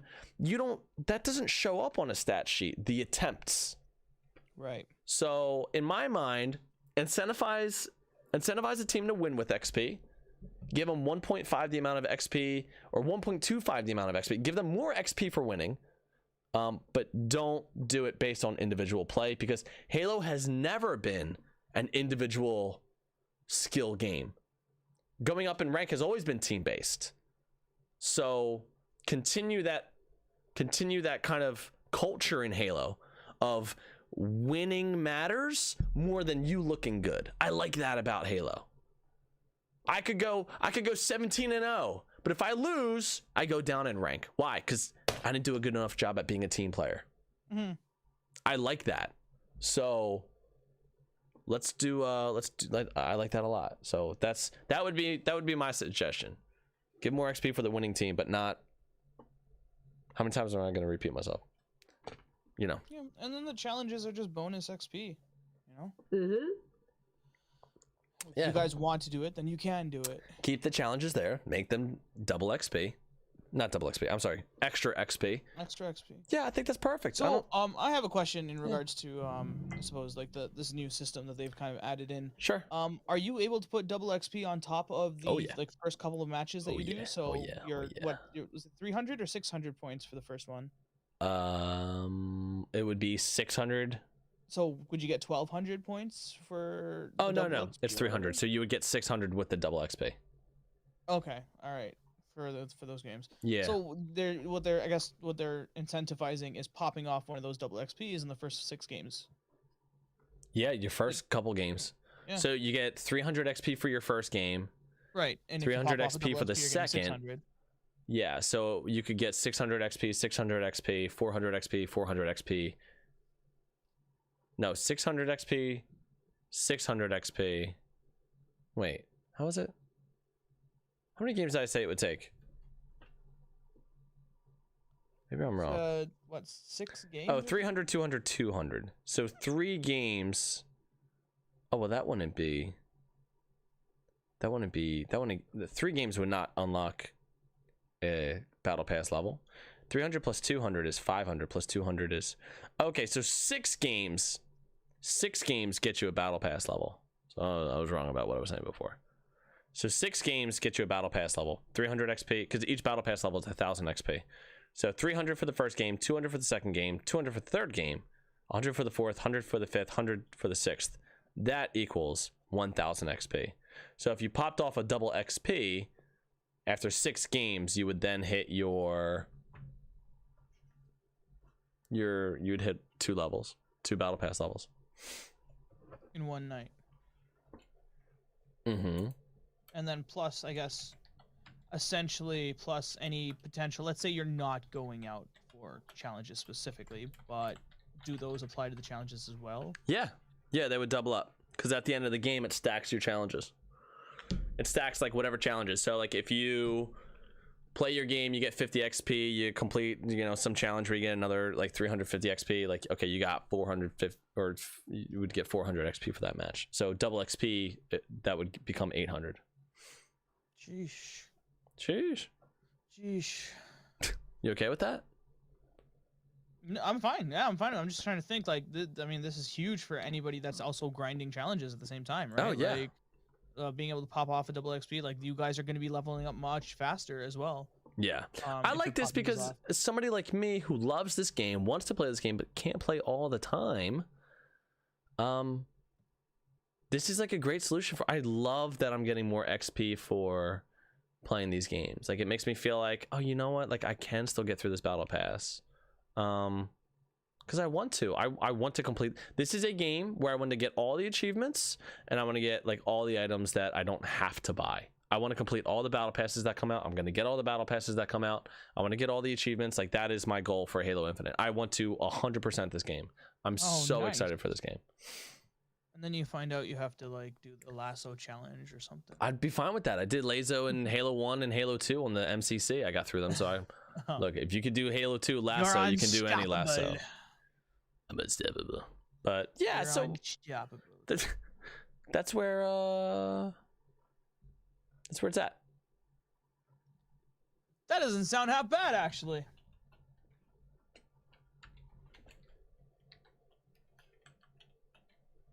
Well, not half bad at all. Just typing away. Oh, you're typing the chat. Sorry. That makes so much more sense. Sorry, that's my fault. Oh my god. I normally ignore chat, so that's totally my fault. Okay, man. So that's the XP controversy. That's the campaign stuff. We talked about Halo for a lot this podcast episode. We really did. Halo fans will be happy about it. Next week, we are going to take your Halo campaign theories. I'm going to put a thing out in the Discord. Don't worry. So if you don't hear about it right now, but send us or hop into the Discord. Let us know what your theory is. Type it out. Let us know. You can also send a voice message if you don't want to type it all out. Sometimes theories can kind of take a while. And we're going to take, I don't know how many we're going to get. So we're going to take all the ones that we think can fit into the show. And we're going to talk about them and kind of like come up with our own theories for what we think is going to happen with the campaign. You can have fun with it. It doesn't have to be like, if you're like, I kind of want to like, it doesn't have to be 100% super serious, I guess was what I'm saying. Like, come up with a theory. If you want to have a little bit of fun, have a little bit of fun. Have some fun with it. But yeah, let us know what your theories are, what you think Halo is going to happen in Halo Infinite. My major prediction is that the reason why the ring is broken is because the UNSC has fallen into it. I think by the end of this game, we're going to reboot the entire Halo franchise, and it's going to end with Cortana with Master Chief on Reach as the Covenant are invading. It's gonna be like a whole reboot. It's a full circle. A full circle. Yeah, they're gonna find. They're completing the circuit. They're gonna collapse this timeline and find out the only way to save this timeline, or the only way to save humanity, is to go back in time. That'd be terrible if that happened, but also equally entertaining. I don't think they'll do that, but that would be wild, wouldn't it? It would be absolutely crazy. Cray cray. Cray cray. It would definitely be cray cray. I can't wait to hear everyone's theories. I really cannot. It's gonna be exciting. Yeah, I'm excited for that. Like I had a chat earlier with who did I have a chat with? Oh shoot, I forgot the name already. Oh no. Wow. Seems Why like they're am not I- very important to you. Why am I blanking on his name? Captain Destroyer. Captain Destroyer. Captain Destroyer. Had a chat with him a couple days ago, Yeah, and he had some pretty cool theories that Cool. would be very great to share on the podcast as well. I'm excited for it. I am excited. But yeah, so we'll do that for next week. Why don't we go ahead and jump into some listener questions? Yeah, we'll go there. Do you have anything else about Halo that we talked about tonight that you want to further elaborate on? Negative. Okay, great. All right, let's do listener questions. By the way, we are now accepting submissions for a listener question little jingle. So if you got a little jingle that you want to send us for listener questions, we will happily take them. Okay. Yeah. You know Yeah. jingles? Yeah. Yeah. Jingle. Yeah. Jingle. Jingle. Jingle. Jingle all my Discord. What? It's- What? You all right? No, this question is very funny. Great. Let's do it. Yeah. What do we got? Oh, what was the Captain theme this week? What was the theme? What was the theme? The theme this week was ba-do-do-do-do. The Christmas season is. Yeah, it was more like a fill in the blank. It was more like the Christmas season is blank. I wanted to see what people would say. So, all right, what do we got? You would be quite surprised as to what the answers are. On an unrelated note, there was a question sent before you put out your theme of the week. Yes, there was. Any pranks? This is from Captain Destroyer #red. Any Captain pranks you Destroyer. guys would have pulled on your school and final graduation, if you could, that you can share? I want to pull one. I'm trying to think of what you could get away with right now because people freak out. Oh, you know what? I just saw this one post that was really funny. It was basically like the prank basically this school was going to crack down on anybody doing a prank. Mhm. So what all the students did is they brought in a gallon of water with the plan of not doing anything with it. But all the teachers freaked out that every single student had a gallon of water. So they started confiscating all the gallons of water. So the students then posted to social media saying, hey, our school's going crazy. They're taking water from us. They're taking water from us. And but at the end of the day, the school was like on the local news for taking water from kids. So to me, that sounds like a prank that would definitely, you could definitely get away with right now that you wouldn't get in trouble for. So I would do that one. Just, oh my lord. Gone are the days of being able to bring in like 15 chickens into your high school and just letting them loose, you know, because people are going to freak out, dude. Some kid's going to drop dead because he has like an allergy to poultry or some shit. You know what I mean? So like, right. just bring in the gallons of water. I think so. One of the I actually have a friend who's allergic to poultry. I don't think that he gets allergic to live chickens. I think it's just when he eats it. But I'm just joking around. I'm not, whatever. one of the pranks that happened during one of the graduations at my school was we used to have like there was like a little pit area in our like main hallway or like our main lobby area. Yeah. So what I don't know how they managed to pull this off, but what they managed to do is they managed to fill that pit area up with just water. And then they bought like some fish from the pet store and put like fish inside that pit area. That's funny. And you know, they just pretended they were fishing for some reason. That's pretty funny. I like that. I thought that was clever, and I thought that took a lot of effort. But you know, I guess it sucks for the janitor, I suppose, or I mean, you could probably clean it up with a shop vac, I hope. But Yeah. like, the heck, it's kind of insane to deal with after. So I mean, that was kind of a cool idea. Yeah, I like that. But yeah, if you have a pit in your school, then maybe you can do that. Yeah, You fill know? it with It's water and harmless. fish. Fill it with fish. Pretend you're fishing. The you know? fish will die, but you know, it's all right. It's just fish. They might die. Yeah. They might not. You could just take care of the fish. As Yeah. well. You don't even have to throw fish in there. You can just pretend there's fish in there. Put fake fish in there. Yeah, put fake fish in there. There you go. You know that bait that looks like a little fish, but Yeah. doesn't have the head? Just throw a bunch of those in there. Confuse the Yeah. hell out of people. Yeah. Exactly. Exactly. There you go. There you go. There's some Beautiful. ideas. All right, next And question. now we're gonna get in trouble by the schools now. Why? No, we're not. These grad I'm suggesting friends. people bring water into school. They'll be all right. Okay, Toasted647 in Toasted. response to your theme of the week. Nice. What's he say? Goon Gaga? Ooh. Question mark. Sorry, go ahead.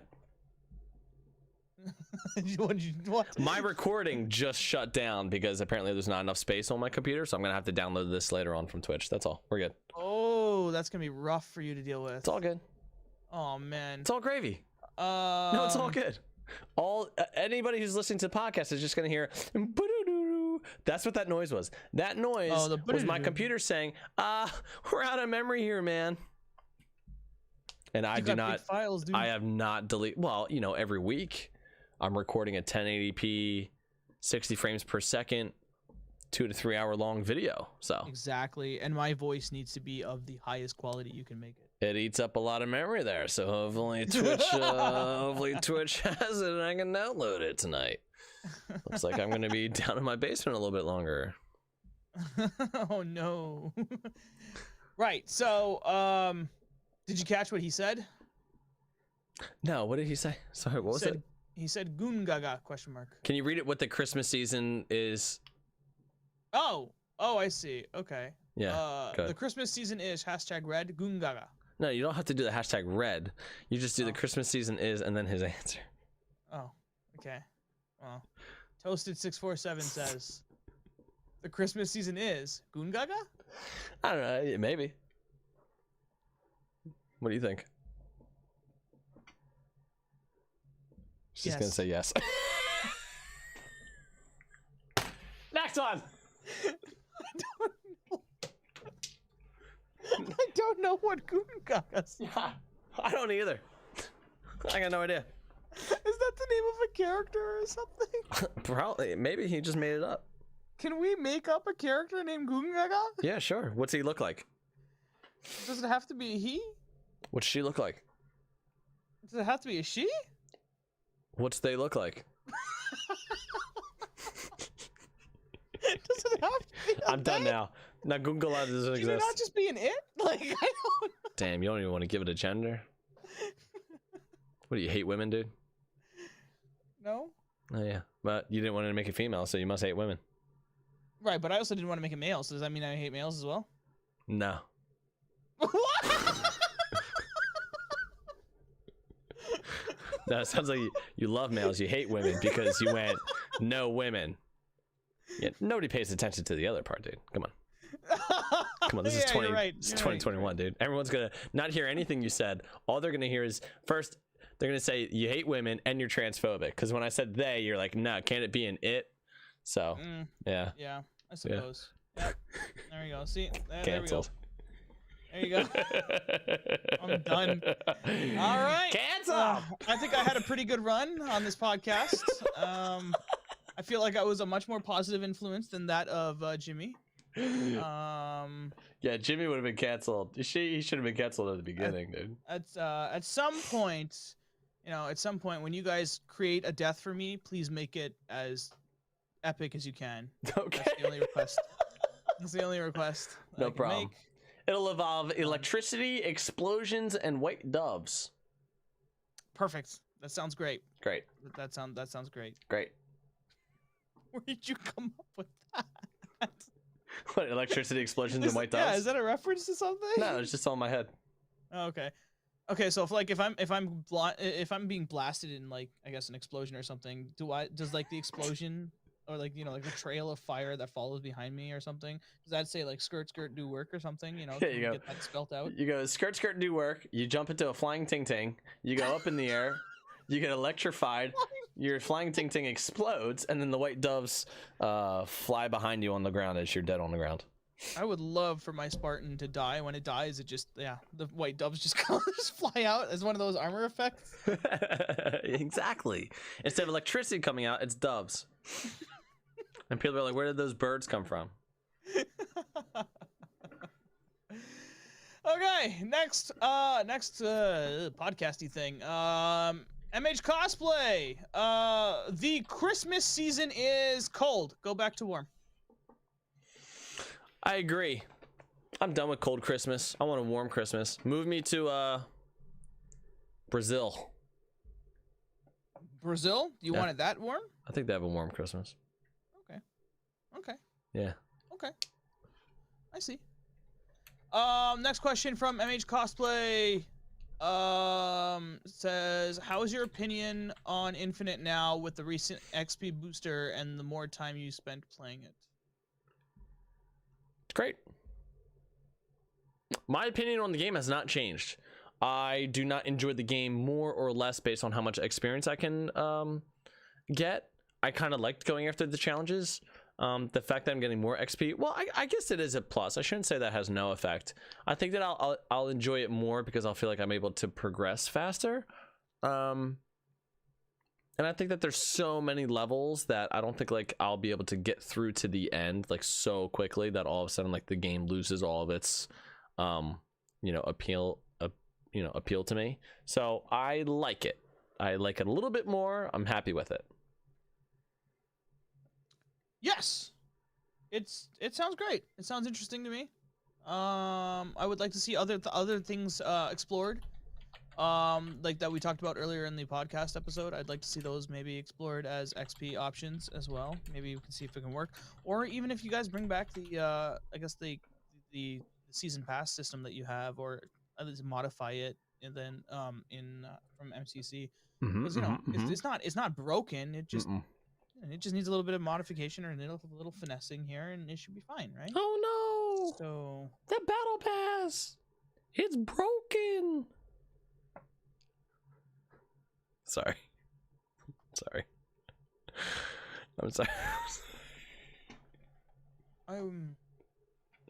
I'm sorry. I'm sorry, dude. Was that I'm sorry. was that you? Was that Planky? I'm sorry. No, that was me. Was that you acting as Planky very No. terribly? No, it's a TikTok meme. Sorry. Oh, it's a meme. Yeah. Oh, right. Okay, I did not know this. It usually goes, "Oh no, the table, it's broken." But it's like some little kid saying it, so you have to say it in a high pitched voice. Oh, is this what you guys have been quoting all the goddamn time in game nights? If people are saying "oh no" and then something and then it's broken, that is yes. Oh, okay. Okay. I never knew where that came from, and I always felt silly asking. Just being that extra guy, just does not know. Next question comes from Rabble. Just Rabble. Rabble. No trivia tonight. What's the smallest screen you think you could effectively play Halo on? Oh, effectively? How big's the phone screen? 4 inches. 4 inches. Yeah. Are you talking like are the controls on the phone as well? No, I couldn't do that. Yeah, because I was gonna say like, that sounds weird. But he asked for sorry, everything was dropping, so I jumped to try and save it. He just asked for the size of the screen. I was just thinking about how big my phone is, and then I was thinking about the size of the screen on an iPhone 4, which might actually only be 3.5 inches. So 3.5 or 4 inches. Size matters, but I think that I could effectively play the game on that size screen. You really had to fit that in there, didn't you? And I just made it worse, didn't I?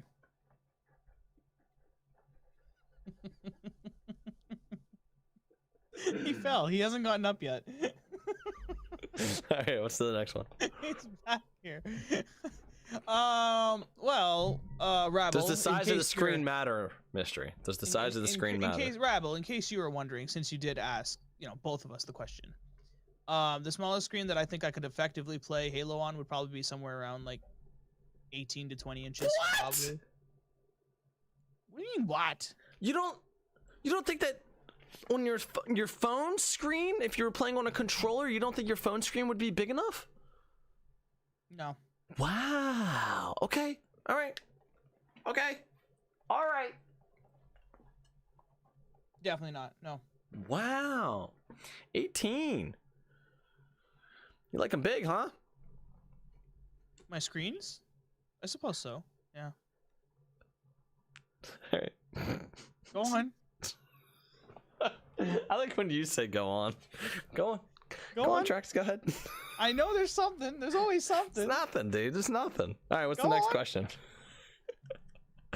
what's the next question, dude? It's still going. So you said 18 and a half?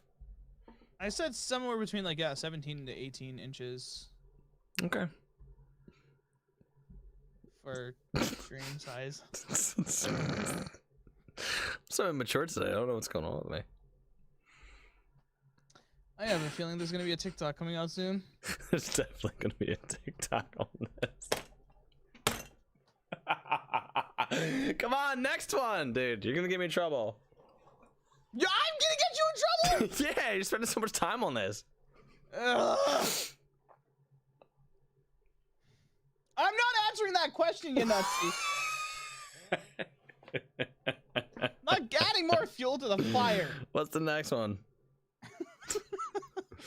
Game Warrior asks. Oh wait, hold on. There's 1, 2, 3, 4, 4. Okay. The Christmas season is red or green?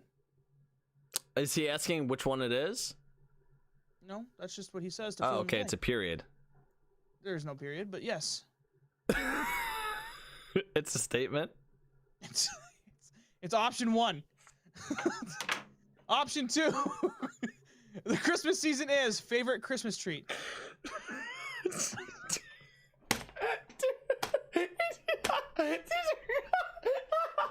These are questions, bro. These are questions. Who's asking questions? I don't see a question mark. There's no question marks. I thought those are his options for the fill in the blank.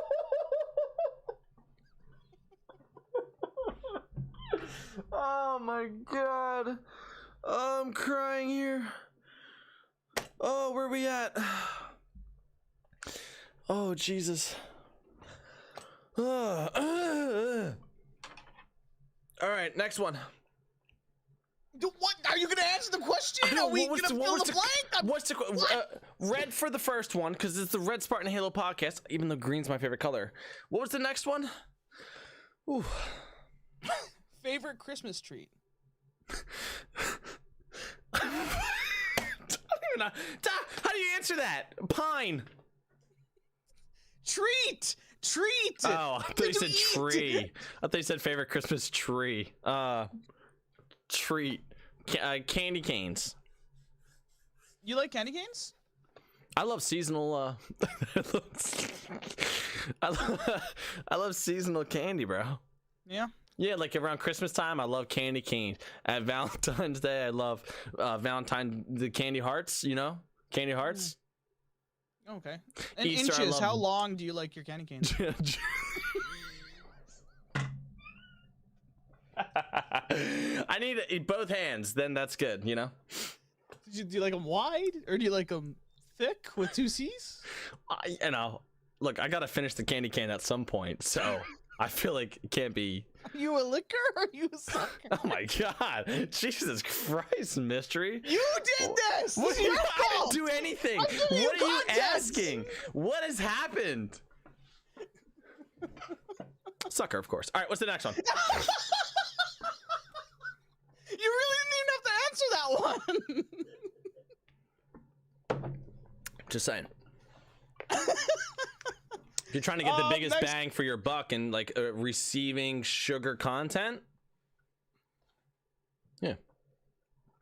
My favorite Christmas treat would probably be some of those like Christmas sugar cookies. What now? So you mean sugar cookies?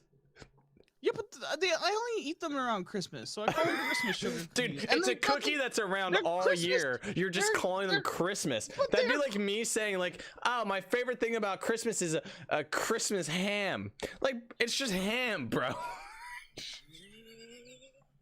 But they're themed. They're Christmas themed. So like a sugar cookie with like a reindeer on it? Yeah. All right, I see what you're saying. Okay. Are you picking up what I'm putting down? Sorry, I was giving you a hard time. I feel like you didn't deserve it. It's fine. Okay. Would if you could rewrite any character back into Halo, which character would it be? Sergeant Johnson, easily. We need him. We miss him. That personality is 100% needed. Oh my god, yes, that is indeed facts. I don't know how you could come up with any other character. Who else? Indeed facts. A character that could be rewritten back? Yeah, who else would you want who's dead? I would like to. Well, I don't know if Dutch is dead. But I would like to see Dutch come back. I could see Halo Reach fans maybe wanting some of those people back. Or Noble Six. Dutch. Okay. Dutch being. Was he not in Reach? I'm sorry. He was one of the ODSTs. I apologize. Yes, he was one of the ODSTs. Thank you for not letting me. He was in Reach in that one side mission. Right. Right. Would you prefer unlocking armor through achievements? Side joke, looks like the missing poster is a real mystery. Oh, right. Talk about the Spider-Man poster. Got it. Yes, it is a real mystery. I definitely think that there should be armor that's unlocked through achievements, but I wouldn't want it just to be achievements. It's much easier to come up with new armor that you can then unlock with challenges. With achievements, you're set to a certain number of achievements. Unless you were to put out more DLC or give a reason for there being more achievements, I think the challenge system is just a lot easier. And so while I think it would be really cool to have some armor that's unlockable through achievements, I wouldn't want that to be the system. I would not prefer unlocking armor and only armor through achievements. I would like the ability to unlock some of them through achievements. Yeah, like if there's an achievement for doing solo legendary or something like that, I would love for there to be armor that you get for that. Right, yeah, or something in that kind of theme, right? Like maybe, I don't know, maybe, you know how they have the lone wolf kind of thing where you can just like, okay, you soloed the campaign on legendary, right? You get this wolf armor or something. Like, oh, that'd be cool. Looking armor or something wolf themed or something, you know, like bro, wolf helmet sounds dope, bro. Right, yeah, so something like that would be kind of cool if it has some kind of theme to it, and then it's very easily recognized kind of thing. Right, that's a lone wolf. Look at his helmet. It's a fucking wolf. Right, yeah, there you go. That's what I'm thinking, at least. Yeah. Next question comes from Orange Crawdad 82. Orange Crawdad, huh? Is this a fill in the blank? Just do it as a fill in the blank. Oh, okay. Okay. Because I was gonna do it this way. I was gonna do it. The Christmas season is, and then he said the Christmas season is. Oh. So I was gonna repeat it twice and completely fuck you over, but I fucked myself over. Anyways, well, thanks for giving me a heads up. You're welcome. You're very welcome. The Christmas season is not about the present you get. It's about the meats. Wait, what? Oh, Mets. Oh, I see. I can read. The meats, bro. You must have been listening to the other conversation we had. Maybe, probably, more than likely, almost indefinitely. The Christmas season is not about the present you get. It's about the Mets. Let's go, baby, the Mets. Come on, baby. Let's get a home run, baby. Screw New York. Screw all your New York teams. I don't care for New York teams. You guys, screw you. Yeah. My apologies for mistaking Mets with meats. I like meats, though. It sounded more like an Arby's commercial. Can you read it again, but with meats? Wait. This is a trap. What? No, it's not. It's not a trap. It's Arby's. Mm-hmm. It's Arby's, dude. Mm-hmm. I will humor you, though. Okay. I will humor you. Good. The Christmas season is not about the presents you get. It's about the meats. Let's go, baby, the meats. Come on, baby. Let's get a home run, baby. Yeah, it's about the meats. Nice. Yeah? Yeah, dude, it was fine. Right. Okay. So, did you add the marker that you needed for that part? Oh, I'll find it. Oh, you'll find it. I'll find it. It's about the meats. That's gonna be in our commercial. Okay. Silly Goose Nessa says the Christmas season is stressful at the post office. I do not blame you at all. Goddamn right it is. It is easily the hardest time of the year. There's so much more mail. People actually start mailing things. Businesses are all trying to sell things, so they're putting out mailers. People are sending packages out the wazoo. Right, especially now with the pandemic. Oh yeah, yeah. So pandemic plus Christmas. I mean, last year was worse than this year for sure. But it's still always a really rough season. And by the end of the month, everybody has really baggy eyes. Everybody's really tired because they'll bring you in at 6 o'clock in the morning. You'll run parcels, and then at 8 o'clock you do your route, and you're going to go into overtime on your route because everything is really heavy. You still have a ton of parcels. You still have a ton of mail. So your day is longer. You get done, and then it's like you're tired, and then you go to bed, you wake up, and you do the whole thing. So everybody's pulling 10-hour days, 12-hour days, 6 days a week. Everybody's getting called in. So it's tough. It's a tough season for sure for the post office. But believe it or not, it's a tough season as well for the theater. We get paid a lot of overtime. So there's that. That's true. I mean, probably more so for the post office than for the theater. I don't know. I think actually it might be harder for you because you deal with way more people at once, and you don't make any more money, do you? Do they pay you extra? Only if you go into overtime. Okay. There's no Christmas bonus or anything. Yeah. So and then time and a half money on the holidays, so like Christmas Day. Right. Day. Our days get longer, which is why we get a lot more overtime. It's not that. I mean, like it's still harder because we just have more mail and stuff like that. But I think that we are pretty well. I would say I'm probably better compensated for this time of year than you are. I would think, or than most people. I would think.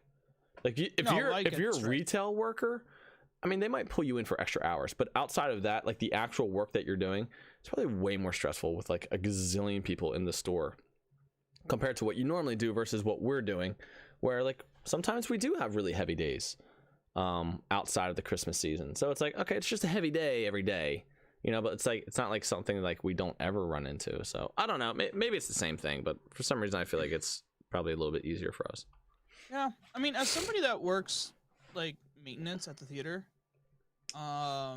especially around the holiday time, it becomes very difficult, mostly because the other technicians that we would call to fix things, they're not available because Christmas, right? They're not available for the holidays and such, right?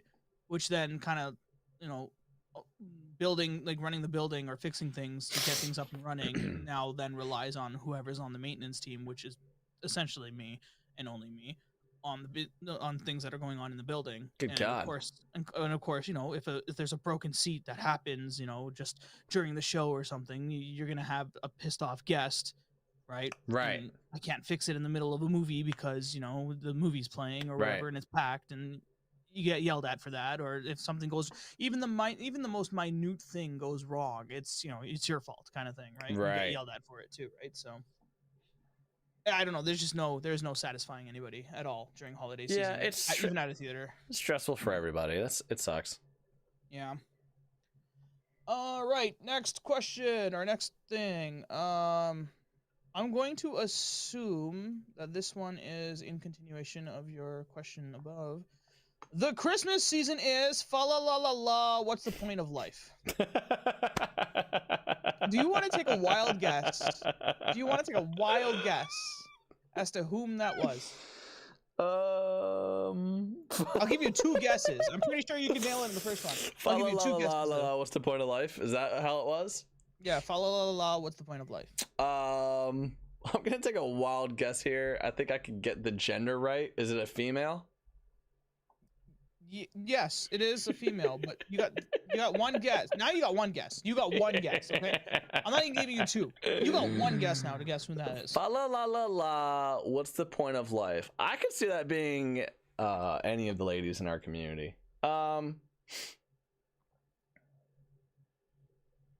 Paige? Oof.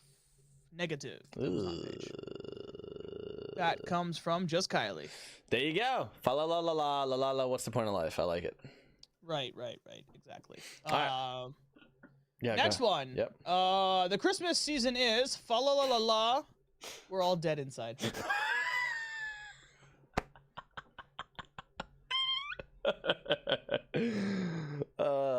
Is that also Kylie, or is this someone else? This is someone else. Is that Silly Goose? Yeah. That one's That one is Silly Goose.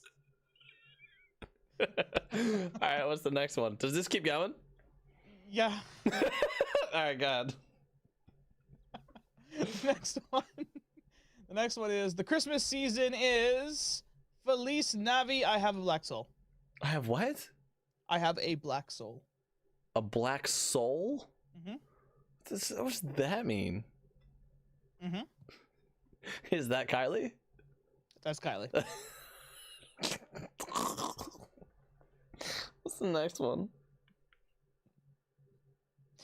The Christmas season is Feliz Navi. Exactly why I wear black so much to match my soul. Who was that? You got one guess. I mean, it sounds like a conversation between Kylie and Silly Goose. But I feel like somebody else would have jumped into this at some point. I'm gonna say Paige at this point. Nope, you were right with Silly Goose. What's Silly Goose? Yeah, it was Silly Goose. Right. To which just Kylie responds to, "Girl, me too." There you go. Well, they can both die inside together. Okay. The next question comes from Silly Goose Nessa, and she says, "All I want for Christmas is for at Shadow 6400 to actually get me and my goddamn hot chocolate and hit me with his truck." So she wants a hot chocolate and then get hit by a truck? That's the way I understand it. All right. Well, there you go. I don't agree to this, but that's the Yeah, if way you're I gonna have understand somebody it. murder you, you may as well have them murder you with like something that you enjoy drinking, you know? True. If you were gonna True. have somebody murder you, Mystery, what would you want to drink before you got run over by a truck?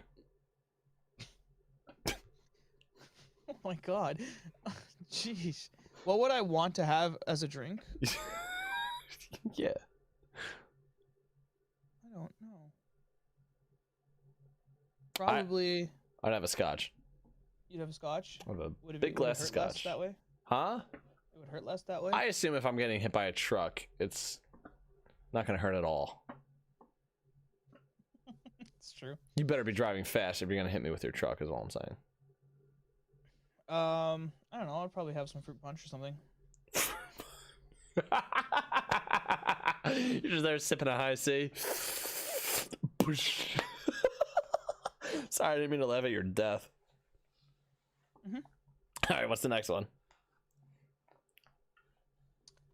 Hold on. Where's the next one? The next one is Captain Destroyer asks, "What is your favorite?" Is that it? Favorite? Yeah. Okay. What is my favorite? Unless he's filling in the blank and he's like, "The Christmas season is what is your favorite?" This doesn't make any sense to me. What is my favorite? I will say 2.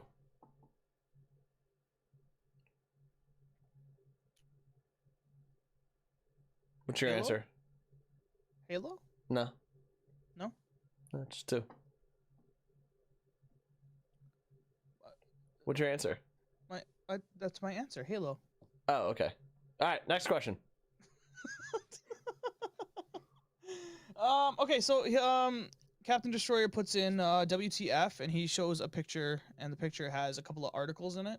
One of the articles is from Collider, 15 best Halo multiplayer maps from Sidewinder to Battle Creek. The next one comes from Boing Boing, and this article says, "Microsoft pounds on the dead horse that is the Master Chief, hoping money falls out." Who said that? Who Yeah, posted who wrote up? that? The article? Who? I don't know. What? It's Who from- published that? Boing Boing. All right, boing boing. Thumbs down. Get out of here, dude. This sounds like the same people who are like upset that Link keeps showing up in The Legend of Zelda. Like, shut up. People like the Master Chief. It's not Microsoft pounding Master Chief in order to get more money out. We asked. We want more Master Chief. Okay, so don't start trying to like spin this like Microsoft is like, oh, there they go, trying to get more Master Chief. Because secretly, here's what they want. They want Master Chief to be replaced. They want Master Chief to be replaced. And they're gonna try and frame it in their own little way. to try and get people on their side of like, there's Microsoft doing that thing with Master Chief. No, get out of here, buddy. We want Master Chief. How do you know we want Master Chief? Because we rejected Halo 2 when it came out because there's too much Arbiter. We rejected Halo 5 when the game only had 3 Master Chief missions in it. We want Master Chief. Trust us. We want it. We've been asking for it. It's been in all the feedback. Boing boing. You don't know what you're talking about. Take your garbage your garbage publication that's begging for views, your dying medium, and go ahead and flush down the toilet that you're already wringing around the edge in, and just go down. Just go ahead and declare bankruptcy, dude. No one's clicking on your garbage article.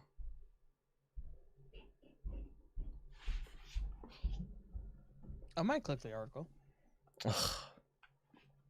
I'm kind of curious to see what their opinion is. All right, well, I'm not. You know? And then I can laugh at it later if I find it funny. Next question comes from E. Guyup. The Christmas season is here, I guess. Oh, I mean here, I guess. Wow, I did not do that justice at all. Can we rewind? Sure. You got the sound effect. Oh, is it, what? It's sounding less like a rewind sound. I don't know what happened to it. I used to be able to do it. Okay, yeah. Next question comes from E. Guyup. They say, she says, the Christmas season is here, I guess. Yeah, it is. Yes, it is. All right, next one. It is. I hope I did it justice. You did. I think you did. Okay. Next one comes from E. Guyup again. And she says, the Christmas season is, what's your favorite show tune? I don't have a favorite show tune. Be Our Guest. Beauty and the Beast. Ooh. That sounds so stupid. What's a show tune? Just make something up. What is a show tune? Be a Man, Mulan. Oh, it's a... Be it's a song man. to music. It might have to be something that's on Broadway to be considered a show tune. So I don't know if I actually know any show tunes. I'm not a show tune kind of guy. In a Broadway sense, I would not be able to give you an answer to be honest. But I guess if I can maybe throw in a Disney one. Maybe. Yeah, do a Disney show tune. Like a Disney song, I suppose. Be a man. Sorry. I've always liked the Hercules song Zero to Hero. How does it go? I don't remember. Okay.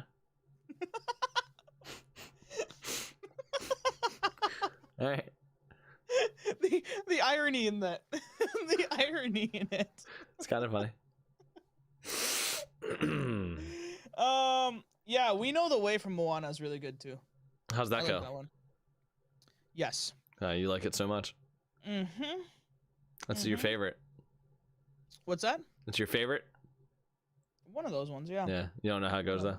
I don't know how it goes though. Oh, okay. I don't Be know a man. All right, what's the next one? All right, let's get down to business. Rabble says, Mystery, did you know you can ask questions in the English language without using the question mark? I don't know, is that a question? There's no question mark on there. It sounds like a statement. Yeah, it sounds like that. Yeah. I did not know that. I thought you needed a question mark. That's why I always say question mark whenever I ask a question, you know? Question mark. Oh, so that was a question. Noted. Or are you asking me? No, there was no question mark. Right. Oh, That's I why I forgot said to put in whatever. I already lost.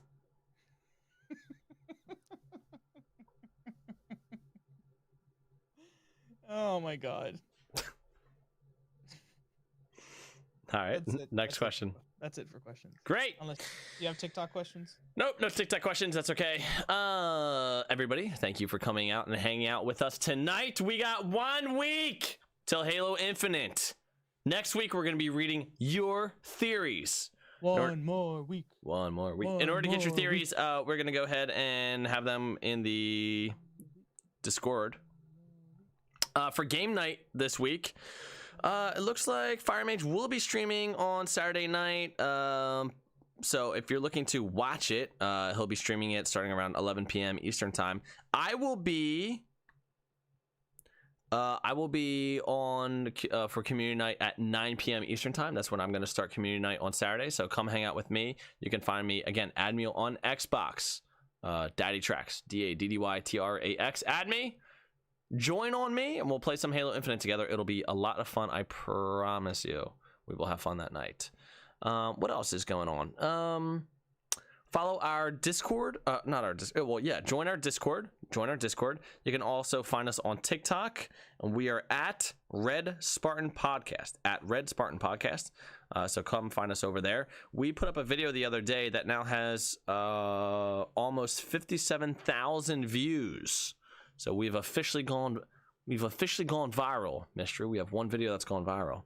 You've gone viral. And we jumped from 200 followers to 463 in about 2 days, which is kind of crazy. So go follow us over there. At 1,000 followers, we'll be able to go live, and you will see me on TikTok going live a lot if you go over and you follow me and you help with that process. So go follow me over on TikTok. Join our Discord. Follow us on TikTok. We'll be back next week on Twitch. Oh, next week we will be live streaming the show on Tuesday, not Wednesday. We will be live streaming it on Tuesday. I'll be busy Wednesday night, so I won't be able to do that. But you'll be able to find us on Tuesday night. The audio version of the podcast will still come out on Thursday at its normal time. So if you listen to the audio podcast, you have nothing to worry about. But if you come for the live stream, it's going to be on Tuesday instead of Wednesday. And that will be the day before the campaign comes out. So next week's podcast won't have any campaign spoilers. I don't know exactly how I want to do that, Mystery. Maybe we'll do like a special episode that has campaign spoilers or something like that. But we'll talk about that in the future. For next week, you won't have any of that. We're just going to be talking theories. So that's what we got going on. I don't know. Did I miss anything there? Nope. Well, yeah. What do you got going on? Where do you want people to follow you? You can follow me on twitch.tv/RealMistry. I did cancel today's live stream just because I was tired. Okay. And I needed some time to kind of unwind. But yeah, I will be streaming tomorrow night doing some Dungeons and Dragons. Ooh. Which is usually the Thursday night stream. And then Friday night we're gonna be doing Halo 2 with Sparkmatic, and then probably another stream on Monday. Beautiful. Yes, sir. Yes, sir. Yes, sir. Yes, sir. Oh, also, I did officially and finally give the money to the family that was earned through the stream, the Crusade Awesome. Memorial stream. Awesome. Which was such a weight off my shoulders. Good. And if you are still listening, because they did say that they want to listen more after hearing that segment of the podcast last week. Oh, they probably Thank tuned you for out listening. about 30 minutes ago when we went on that little meat tangent. But go ahead. Maybe they're still here. Okay. Sorry. I was trying to make a joke. Go ahead. Yeah, we need to work on that a bit. Oh my god. We need to. I gotta get back together with this group. Go ahead. I'll just keep my mouth shut. Go ahead, please. It's too late now. Go ahead, please. Nah, I've already said my thing. No, you didn't finish. I interrupted you. I did finish. Oh my god. You didn't finish. I did. You just weren't listening. Please go ahead and say it again. I forgot what I was saying. Mystery, come on. What I did you forgot! say? I forgot. You were saying like, the family said that they were going to listen, so if they are still listening. Thank you for listening. Very much appreciate it. With a big smile on my face. Then you can apologize for me. What do I have to apologize for you? No, I mean, like, you can say, like, I'm sorry for him. I'm sorry I could not keep DaddyTrax under control. I failed you miserably. My apologies. I think I understand what this failed you all. conspiracy was about now. Okay. All right. I think that's everything. Yeah.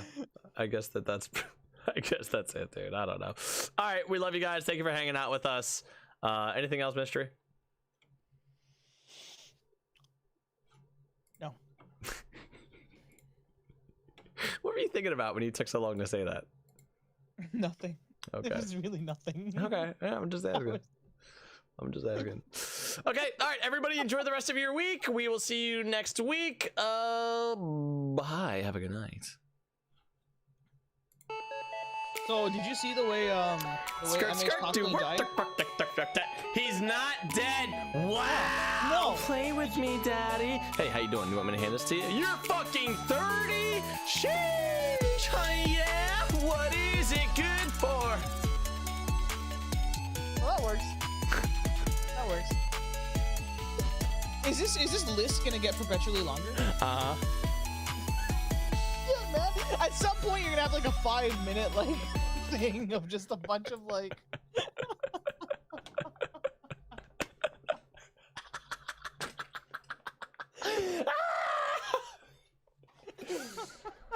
Oh, I love it. He did it. Was this a chat from the from a game night or something? I'm missing Dude, a this chat. is a combination of all the memes surrounding our community. Oh, I'm definitely missing a chat then. Yeah. Hey, how you doing? Want me to hand this to you? Hand what? Mail. Oh. All right, I think that's it. All right, I love you guys. Enjoy the rest of your night. Have a good night. And I will see you all Saturday, hopefully. All right, good night, guys. Goodbye. Okay, bye.